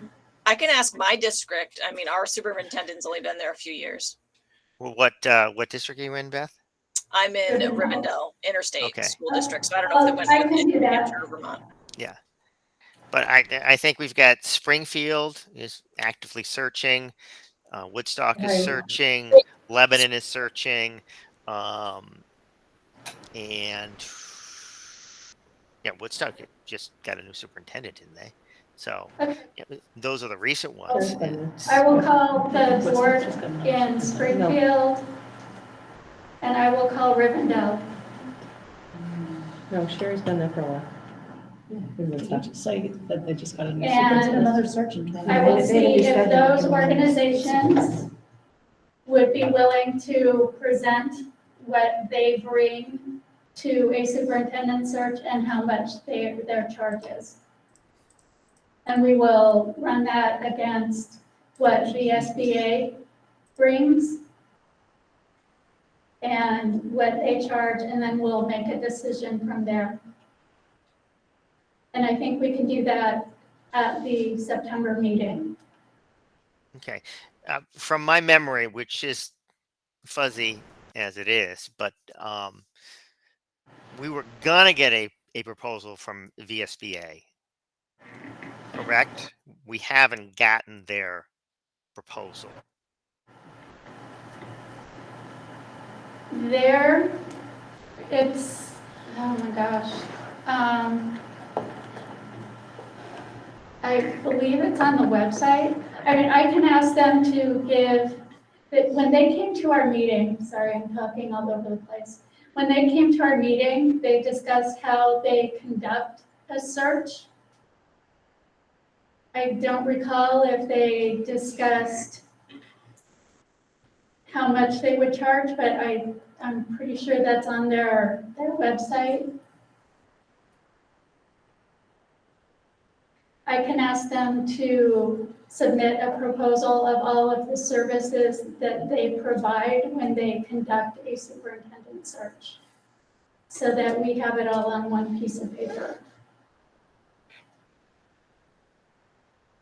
Our ward is using Pearson and Jacobson. Okay. Okay, so I will do that, and that will be at our September meeting. And we're Thank you, going to Amy. move on. What? Thank you. You're welcome. Moving on to B, and what will be, correspondence. So for those who might not have been here when we were talking about the change in the agenda, we are moving the hiring employment policy to our September meeting. So I think there'll be 2 items on our agenda in September. Perfect. Just being flippant. So instead of the hiring and employment policy, we were going to discuss how our board is going to handle correspondence. And in the past, there had been an item, I don't know how it evaporated, but there used to be an item on all agendas called correspondence. Huh. What? I forgot about that. Yeah, It used to be there. yeah, it did. And if we received any sort of correspondence, it was brought up at that point. For instance, the recent emails that we have received. So what I am proposing is that we reinstate that item in the agenda called correspondence. And when someone sends us an email, that if it is less than 1 page and it does not involve student or family names or involves a personnel situation, then that email would be read at the meeting. If it is longer than 1 page, then it would go as part of the record. It would go as part of the record anyway, but we would read it if it's less than 1 page. If it involves a student or staff, teacher, etc., then we would go into executive session to discuss that correspondence. Yes, Bill.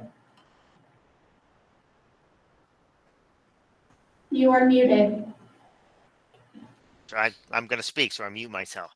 So there has to be a section on correspondence, or There is that doesn't have to be, but if we have a section on correspondence, then it's there. If there's no correspondence, then we say, there is no correspondence this month. Just like we used to do. I think correspondence, there needs to be some weight on whether or not if it's worth sharing. And to be honest with you, some of the correspondence, is not school board related, or I don't know. I just that The emails that are received from school to school board members is school board related. The person who is sending that email believes that it is school board related. We read the email if it is less than 1 page, and then we have a discussion and we say, okay, have you spoken to the teacher yet? You know, of the situation, or it could be just a question on overall school environment. Or it could be a question on our equity policy. Or it could be a question on equity, diversity, and inclusion, just, let's say. And in that case, that is a board discussion. okay, but We either discuss it at the board level or we send the person to the level at which they should start. yeah, I think there's a reason why we have school board meeting and we have public participation. I think some emails could be handled with an email, and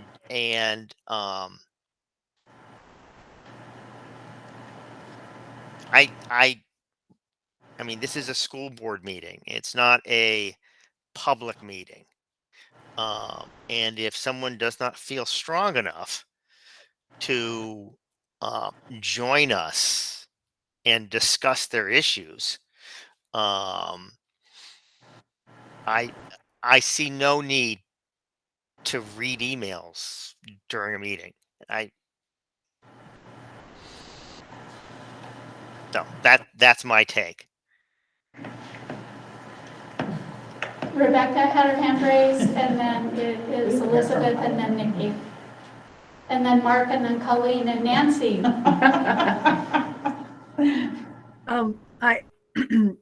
I think that I think that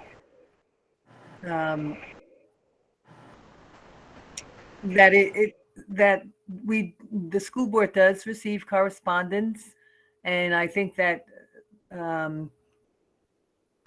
I don't know if the intent of the writer is to make it public. That was my first concern. I mean, do they want to make this public? And if they do, they have an opportunity to bring this up at a board meeting. And I understand correctly, what we would do is we would not necessarily address it, hear it, but put it down and come back and say, you know, we'll come back to this. I'm just concerned, I think, as Bill said, about becoming an environment where we're reading emails, which I think are important and valuable in terms of it is a presentation of someone's thoughts, and we want to honor that. But what's the best way to do that? And is it, you know, is it at the meetings, or I don't know.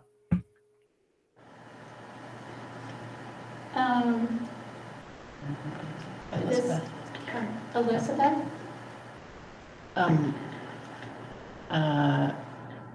I think we should have a real process for it. I really do, because sending a letter to the school board is making it a public document, because Right. if anybody were to submit a FOIA request, we would cough up the document. So it's a public document already. That's number one.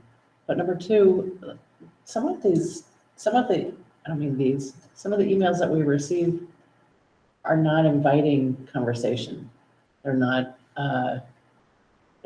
necessarily looking for a response from the board. They're just saying how they feel in this document. And so the question is whether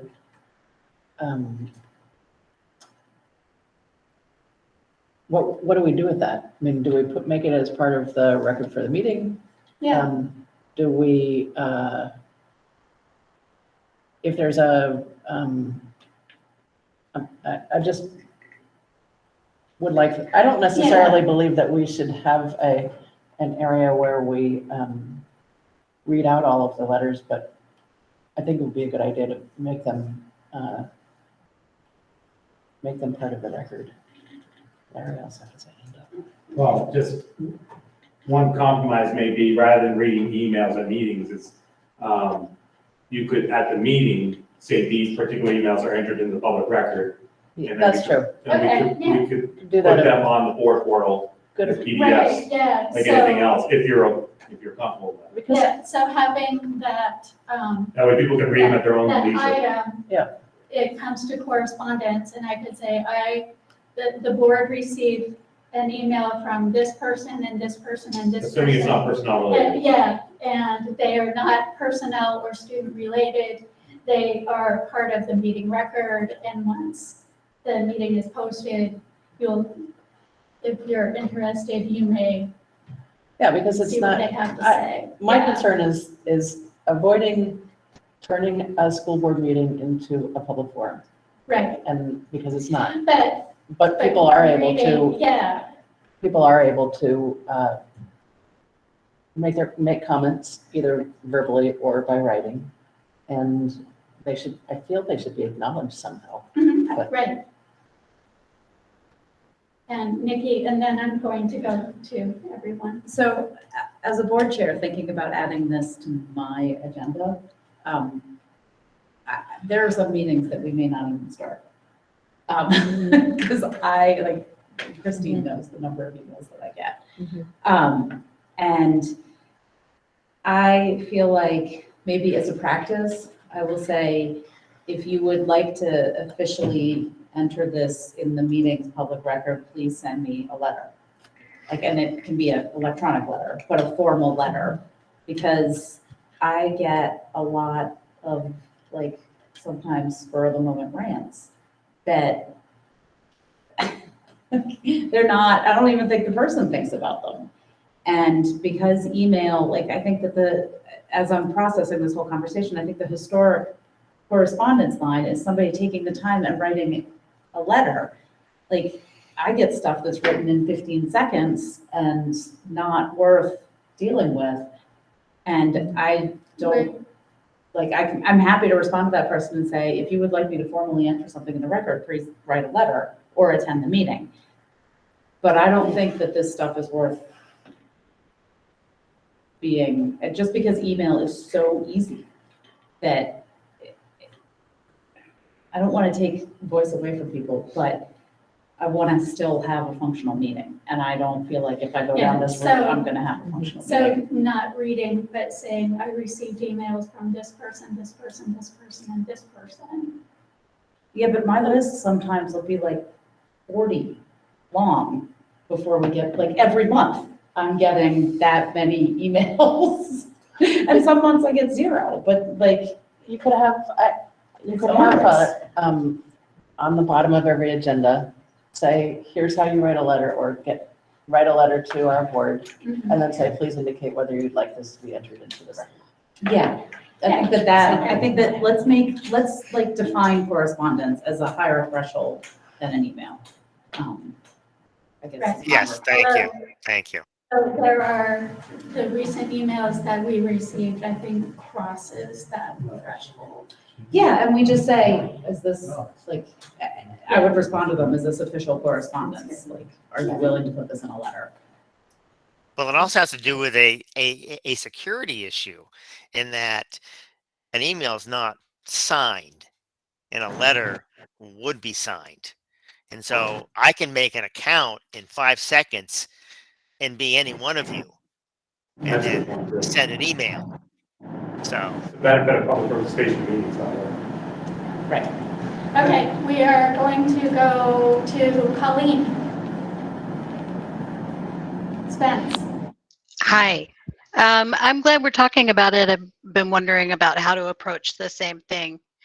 And I think I agree that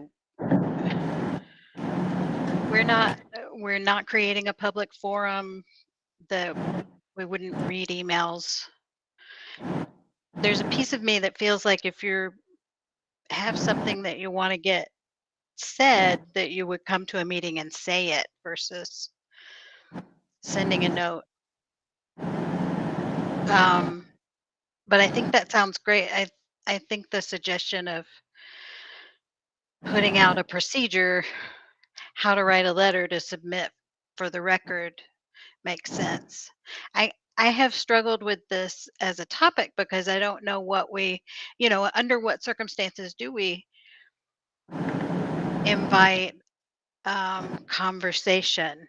And maybe we don't, like that, maybe that's just not what our business is here. Like the conversation is a vote and then we do the work.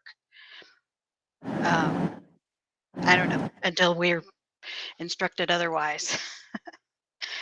Because if somebody comes to a meeting, they're going to take in a moment and, public speaking, say something, we're not necessarily going to respond.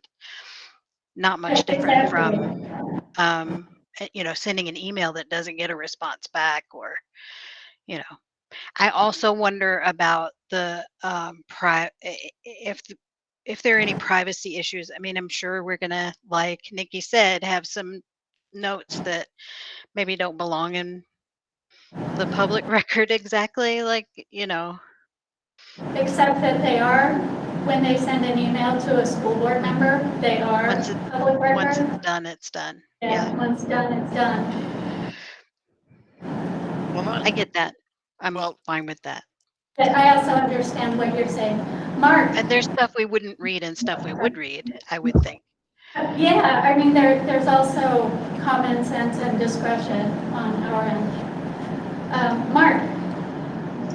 Yeah, I'd like to speak directly against this idea. I don't think it's the place of the school board to be a sounding board or a megaphone for personal attacks, personal feelings, politics, any other associations that can be just sent over an email.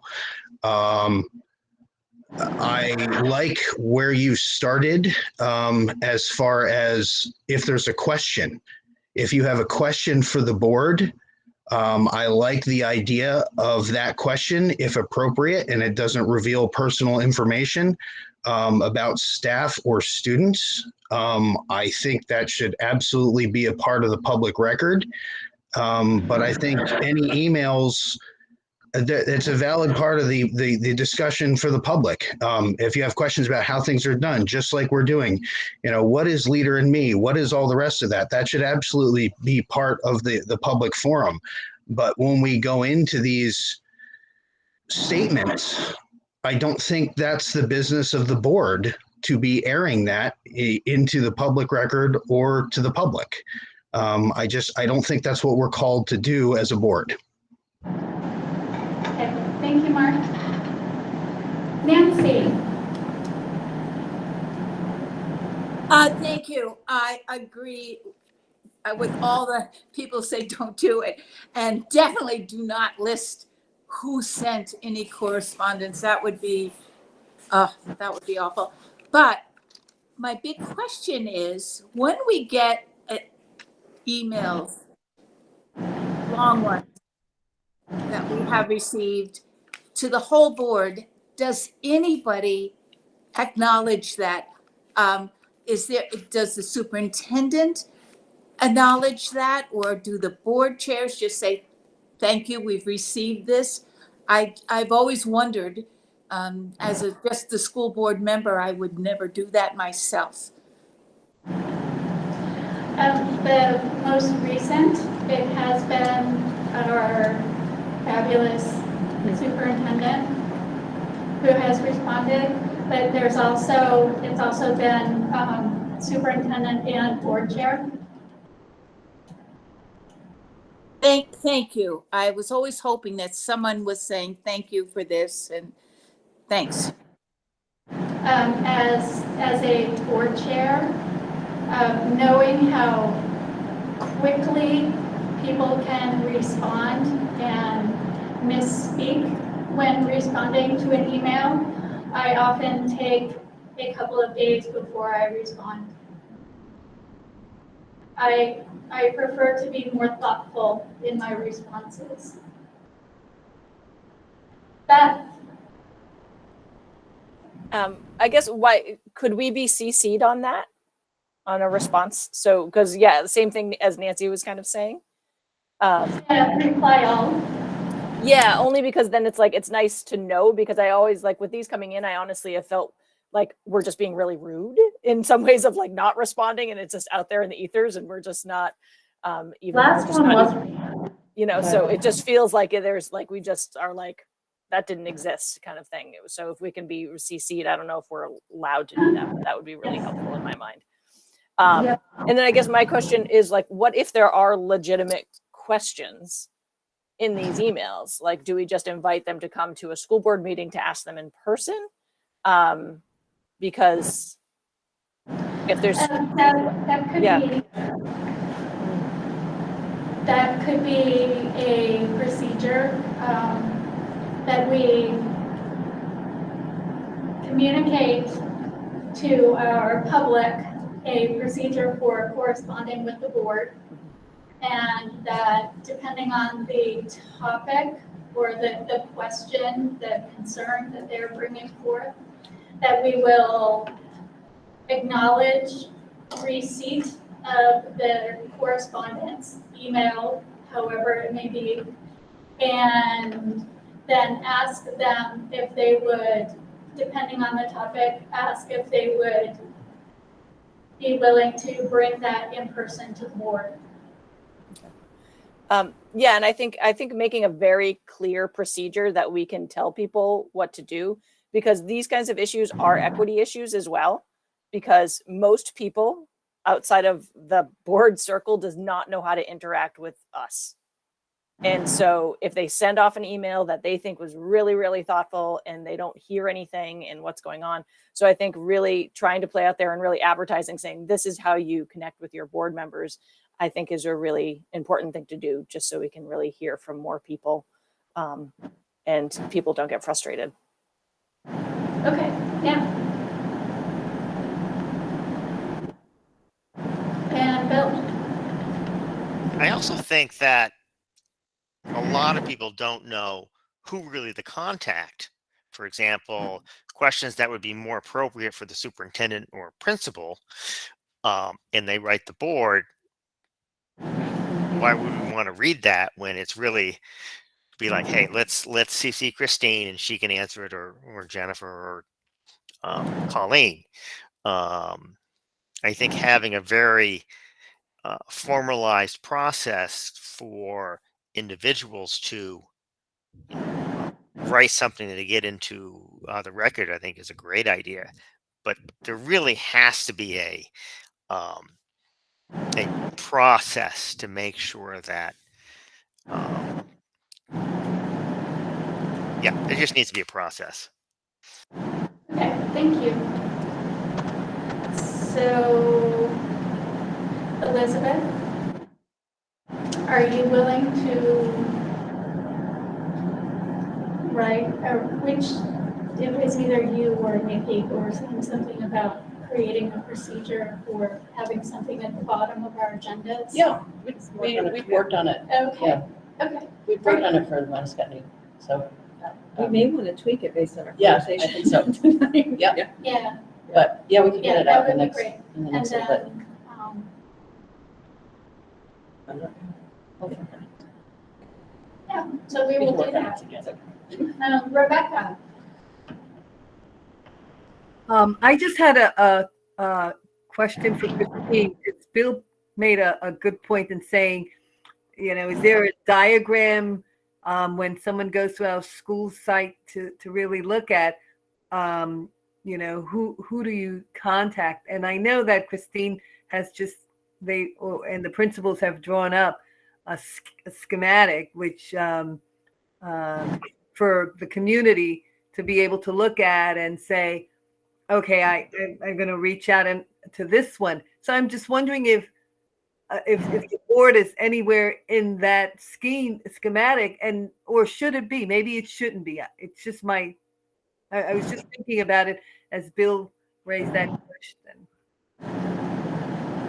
We did just make one for the staff handbook. Angie worked on it, right? It's chain of command, where you go first. And, you know, one of the things that a board member might say to an individual, if it's about a particular incident at school or teacher, have you spoken with the child's teacher about this? I mean, that's what I would do as a principal. I would say, have you spoken to the child's teacher about this yet? I mean, that's just following chain of command, but we can put something, a visual together. It starts here, and then it goes here, and then it goes here, and then it goes here. Yeah, and if it's something that needs to be resolved, you know, if there's an issue that that's quasi judicial, the board is the last. Right. Yeah. But I think it would help our teachers feel supported if we made it clear to parents that it's teachers who make the curriculum for their classroom. Yep. And that they are the people who should be consulted with first. Yes. And not, They often feel like they've been, we've gone over their heads. Yeah. And that Right, doesn't feel yeah, good. and that's not good. and but if parents do go over the teacher's head, then the principal should kick it back onto the teacher. Yes. Right. But, so we can get better at that.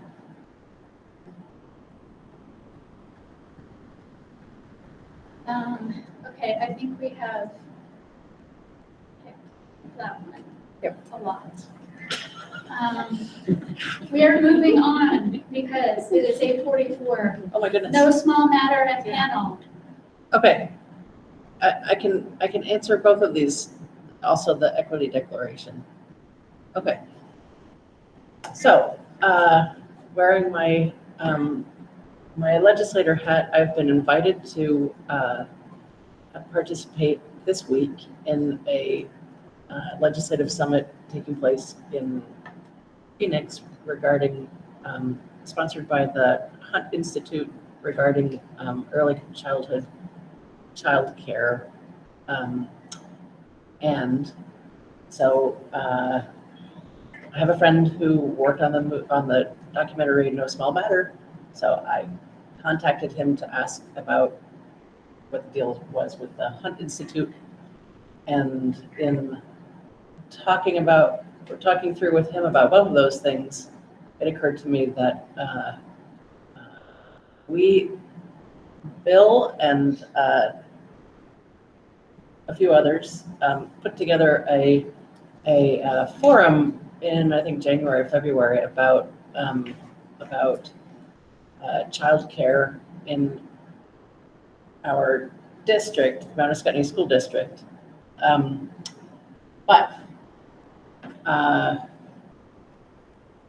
So first we talked about the possibility of doing a public screening of No Small Matter and having afterwards a question and answer session with one of the directors and one of the main participants in the documentary itself. So that would be completely online, and the question and answer session would also be online.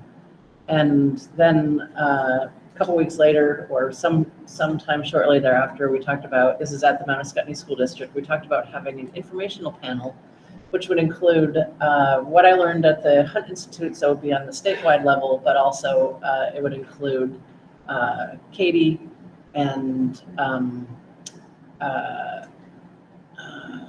who else? Jen Crow, our former ECE person who now helps to set up the actual systems in around the state for creating high quality early child care. And then there was also Jim Taft and Courtney McCaig from the Mount Ascutney Prevention Partnership, and a person from Let's Grow Kids, and what else was there? BTG?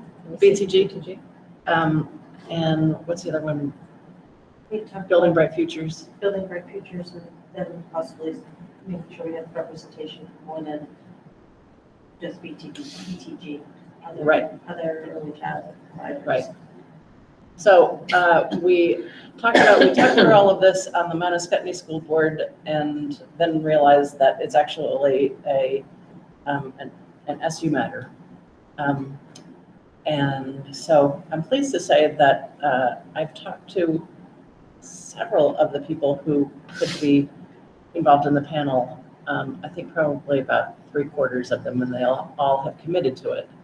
I talked to Let's Grow Kids, and they are, I talked to the director of Let's Grow Kids today, Allie Richards, who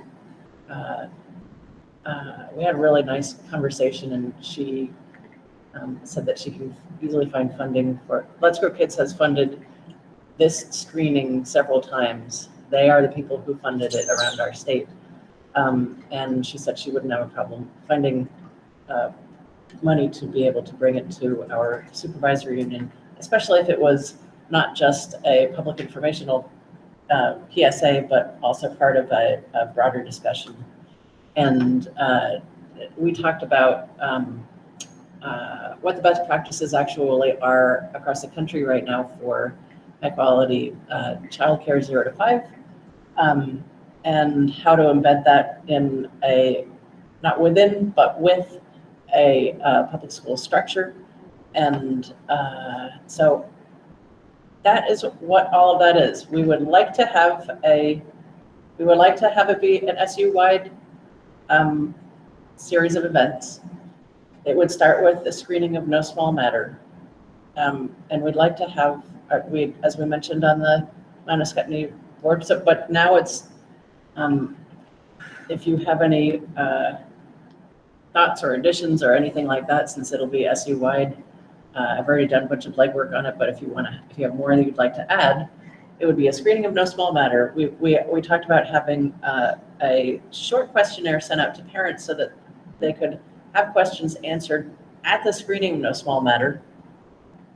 And then we would have that informational panel, and then followed shortly thereafter by a forum where we could talk about, so the informational panel would provide us with the understanding of what it would actually take for us to get something like this off the ground. And then that would prepare us for a forum where we could actually discuss whether we agree in principle, what the details might be, and so forth. So. Thank you. Beth, your hand is raised. Yeah, it might be worth involving Vital Communities. They actually have an early childcare and education initiative that was kicked off about a year ago. And so they've been doing a lot of work and have been getting, funding to work on that exact issue on both sides of the river. Thanks. And I'm not sure who they were recently hiring for that position, so I'm not sure if they have her yet, to lead that. Okay, I will track that down. Thank you. What other questions are there? I think it sounds fantastic. Thank you for all your legwork.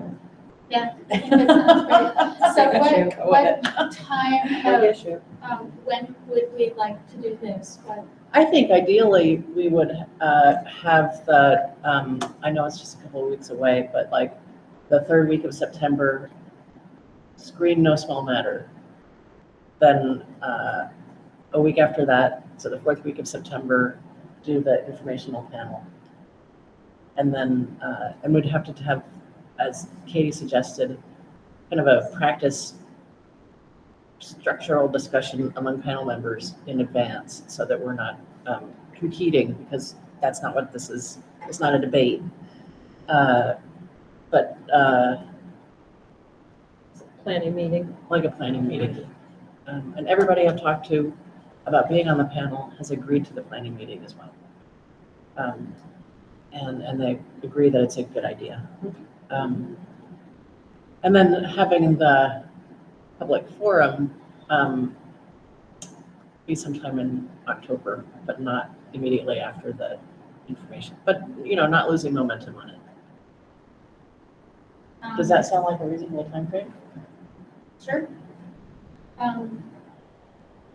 Is there anyone who would like to be the head of this? Well, I think Katie and I and Elizabeth have been tag teaming. Okay, So Elizabeth is doing the contacting when we get word. We did Katie and I wrote a grant on, I don't know, Friday, one day last week. Sorry. No, it's okay. We were kind of waiting to hear if we got that before we moved forward with, Where did you apply? whatever link you sent me. Okay, through that section. Okay. The timeline you just said is pretty close to the timeline we put, so. Okay. Yeah. Good. yeah, great. Or I did you I sent you 2 links. One was for Let's Grow Kids and one was for the Vermont Community It Foundation. was the Vermont. Okay, good.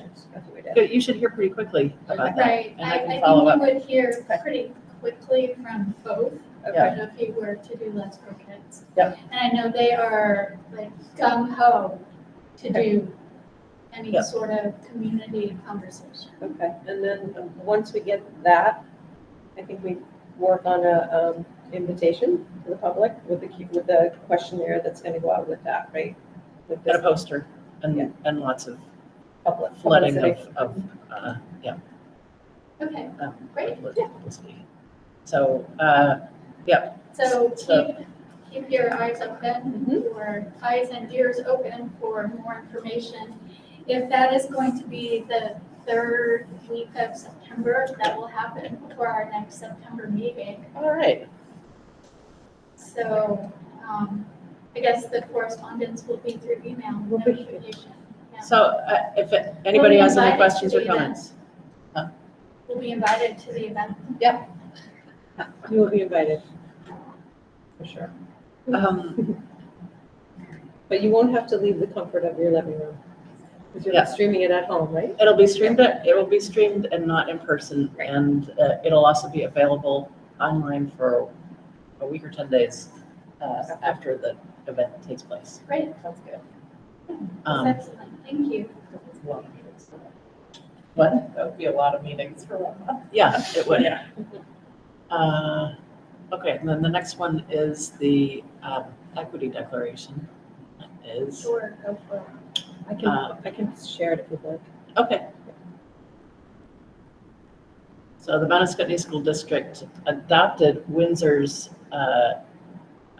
equity declaration whenever we had our last meeting. The town of Windsor. Yeah, I'm We sorry. adopted the Yes. town of Windsor's. The district adopted the town of Windsor's equity declaration whenever we had our last meeting, which seems like a month ago, so I think it was only a week ago, but, 2 weeks ago.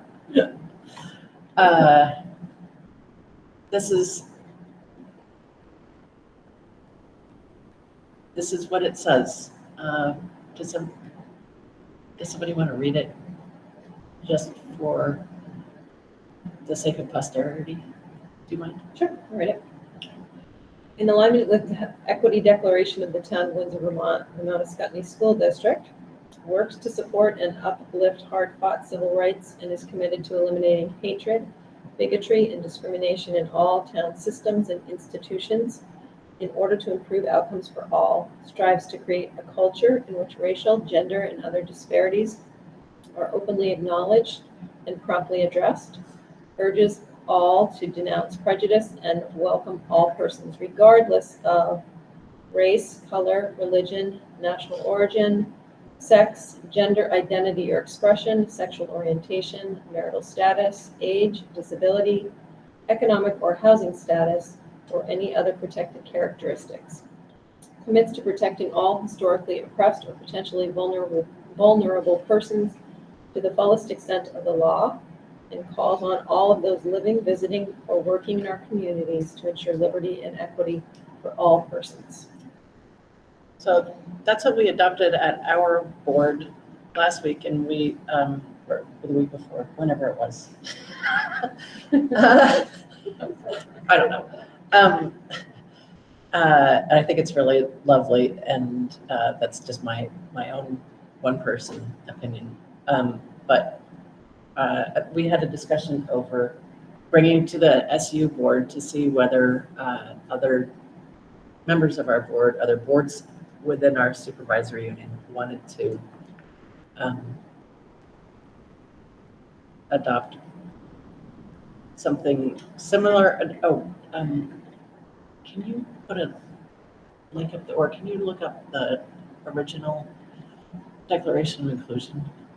It's based off of Al Wakefield's original Declaration of Inclusion, which has been adopted by towns all over the state of Vermont. Currently, almost 50% of all Vermont residents live in a town where the original Declaration of Inclusion or something similar has been adopted in the last 2 years. And so we wanted to know whether, we wanted to bring it up with everybody else, to see if anybody else would be interested in adopting it. Nikki? So Heartland, at our last meeting, I don't know when that was either. It's like 2 years ago. We decided to wholeheartedly endorse the town's adopting of declaration. So we didn't adopt our own specific one because we felt like it was alcohol, but yeah, this is the original. Yeah. So we agreed as a board that we would fully endorse the town moving forward with this, and that we thought it was a really good idea for our town to adopt. So that's how we handled it. So, Little different. so is Heartland in process of adopting this? Has it been adopted? I think, The select board meeting, the select board approached the board yeah. to. I don't know if that select board meeting's happened yet. It That hasn't. it was on the 9th of August. Okay. So we're still waiting for the select board to meet to discuss it. Okay. But they approached the board, so the assumption is they're going to adopt it. Okay. Can you let me know when that takes place so I can tell Al? I will With try. you. Okay. Well, good, okay.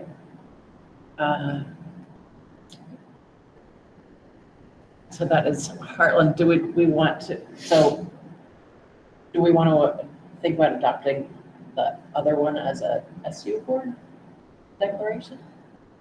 I think if we can have this as part of the record of the meeting, let people read it, think about it, and then we can discuss it. So Yeah, that would be I'm our- not suggesting that we vote Yeah, about it but- right now. Yeah. Okay, all right, what are the questions and comments?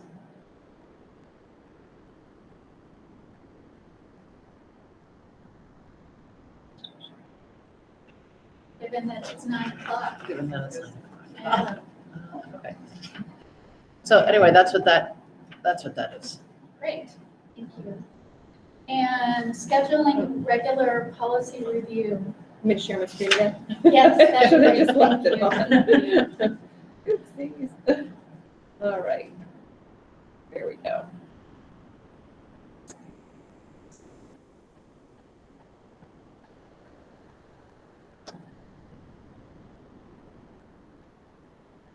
Want me to go to the tab of the review? Sure, so, yeah, the review stuff, Okay. that'd be great. So that was just our cross-checking of what policies we had Right. in place and when they were adopted. So here's the, make it bigger. So Christine did a fabulous cross-check of all of the required and recommended policies that we have and what is part of from VSBA as they keep track of what the state is requiring and what's recommended. And C70 restraint, and so then we looked at what is older, what's been updated by Vermont School Board Association in their model policy manual and looked at where we are with our policies. And there are some policies that are now not necessarily required. I think we have all the required, but they're recommended that we either don't have or haven't updated for a few years. And so we put those first. So in September, we will be looking at restraint and seclusion to update that policy. And once we get through this cycle, we'll start or get a little further in this cycle. We will look at what will be the policies for next year and the following year, so that we're looking at all of our policies within a 3-year basis. Just a continuous, not only to make sure that we're up to date, current with our policies, but also so that we are all acquainted with our policies and our communities are as well.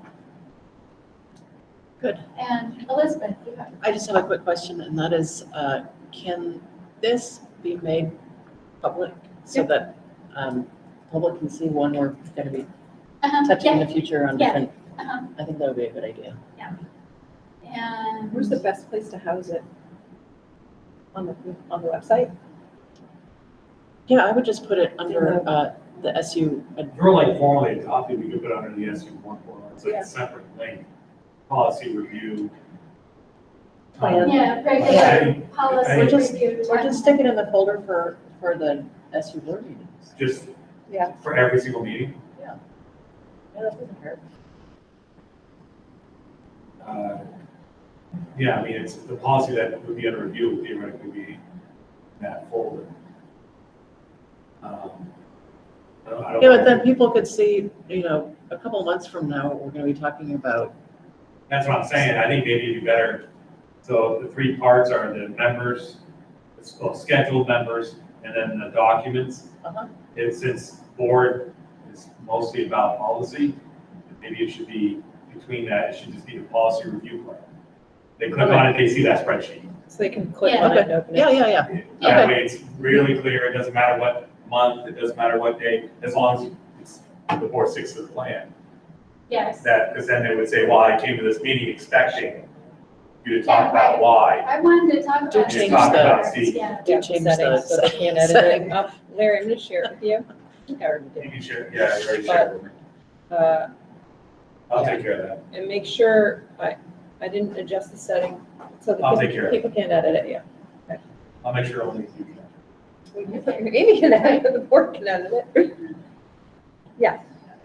I just want to say a huge thank you. Yeah, because thank you. When, I know that the boards are supposed to be focused on policy, and we are, but I have PTSD of Yeah. Elizabeth, David, Diane, and I in a room with paper filling every But you came to that. I was there. She was Yeah, there. yeah, I was there. There were a bunch of them. Oh my Yes. God. Yeah, and so to just have a coherent thought, Plan, we've got a plan. yeah. Like, So that I'm doesn't have still, to happen again. I'm still overwhelmed by that. Yeah. Experience. It's a lot. Yeah. That was a lot. But we did it so that we wouldn't did it. have to do that again. We did it, Right. yeah. And some of the later in March, April, some of those have not, they're in review right now, we're anticipating. Yeah. That they'll be ready for us. Yeah. by the summer. Yeah, so that, I mean, that's still kind of up in the air because they might not have been approved. They have to be, It's a plan, but the it's model fluid, yeah. policy has to be reviewed by AOE legal team and then by the board of education, I believe. Yeah. It has to be approved at the state. We took July off, I hope that's okay with everyone. Thank Yeah. you. Thank you. There you go.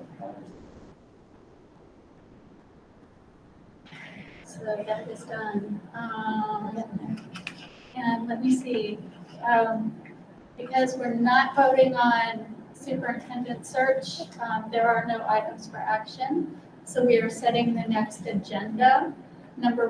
One of those items being the superintendent search discussion, the hiring and employment policy, I think an update on No Small Matter. Yeah.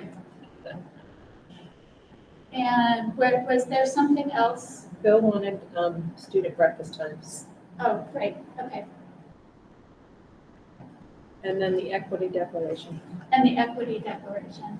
And that is it. There's We're no, done. there's, oh, and the policy, sorry. The policy. C70 restraint and seclusion. And I'm gonna, do you want me to add in my report a COVID, Yes. put Yes. COVID kind of where we're at? Oh, and also, of course, the first day of And school, the first day of there will be, I'll put that in my report. yeah, the report. I think it's curriculum review for September. It might be, remember the plan we gave you in the spring of the reports? Might be.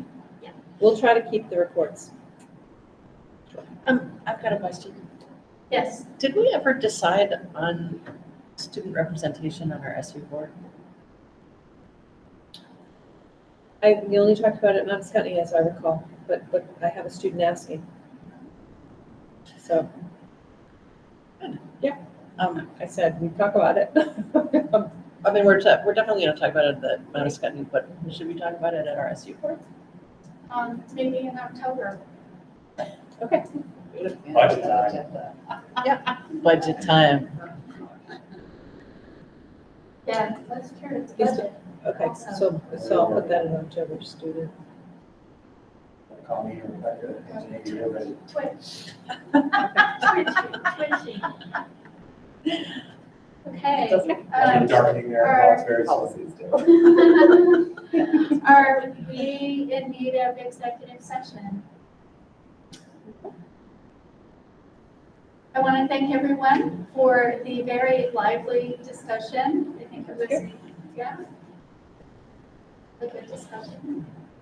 I hope everyone was able to feel their opinions were heard and that no one felt intimidated to raise their hand and speak what they were feeling. So that is what we want for our board.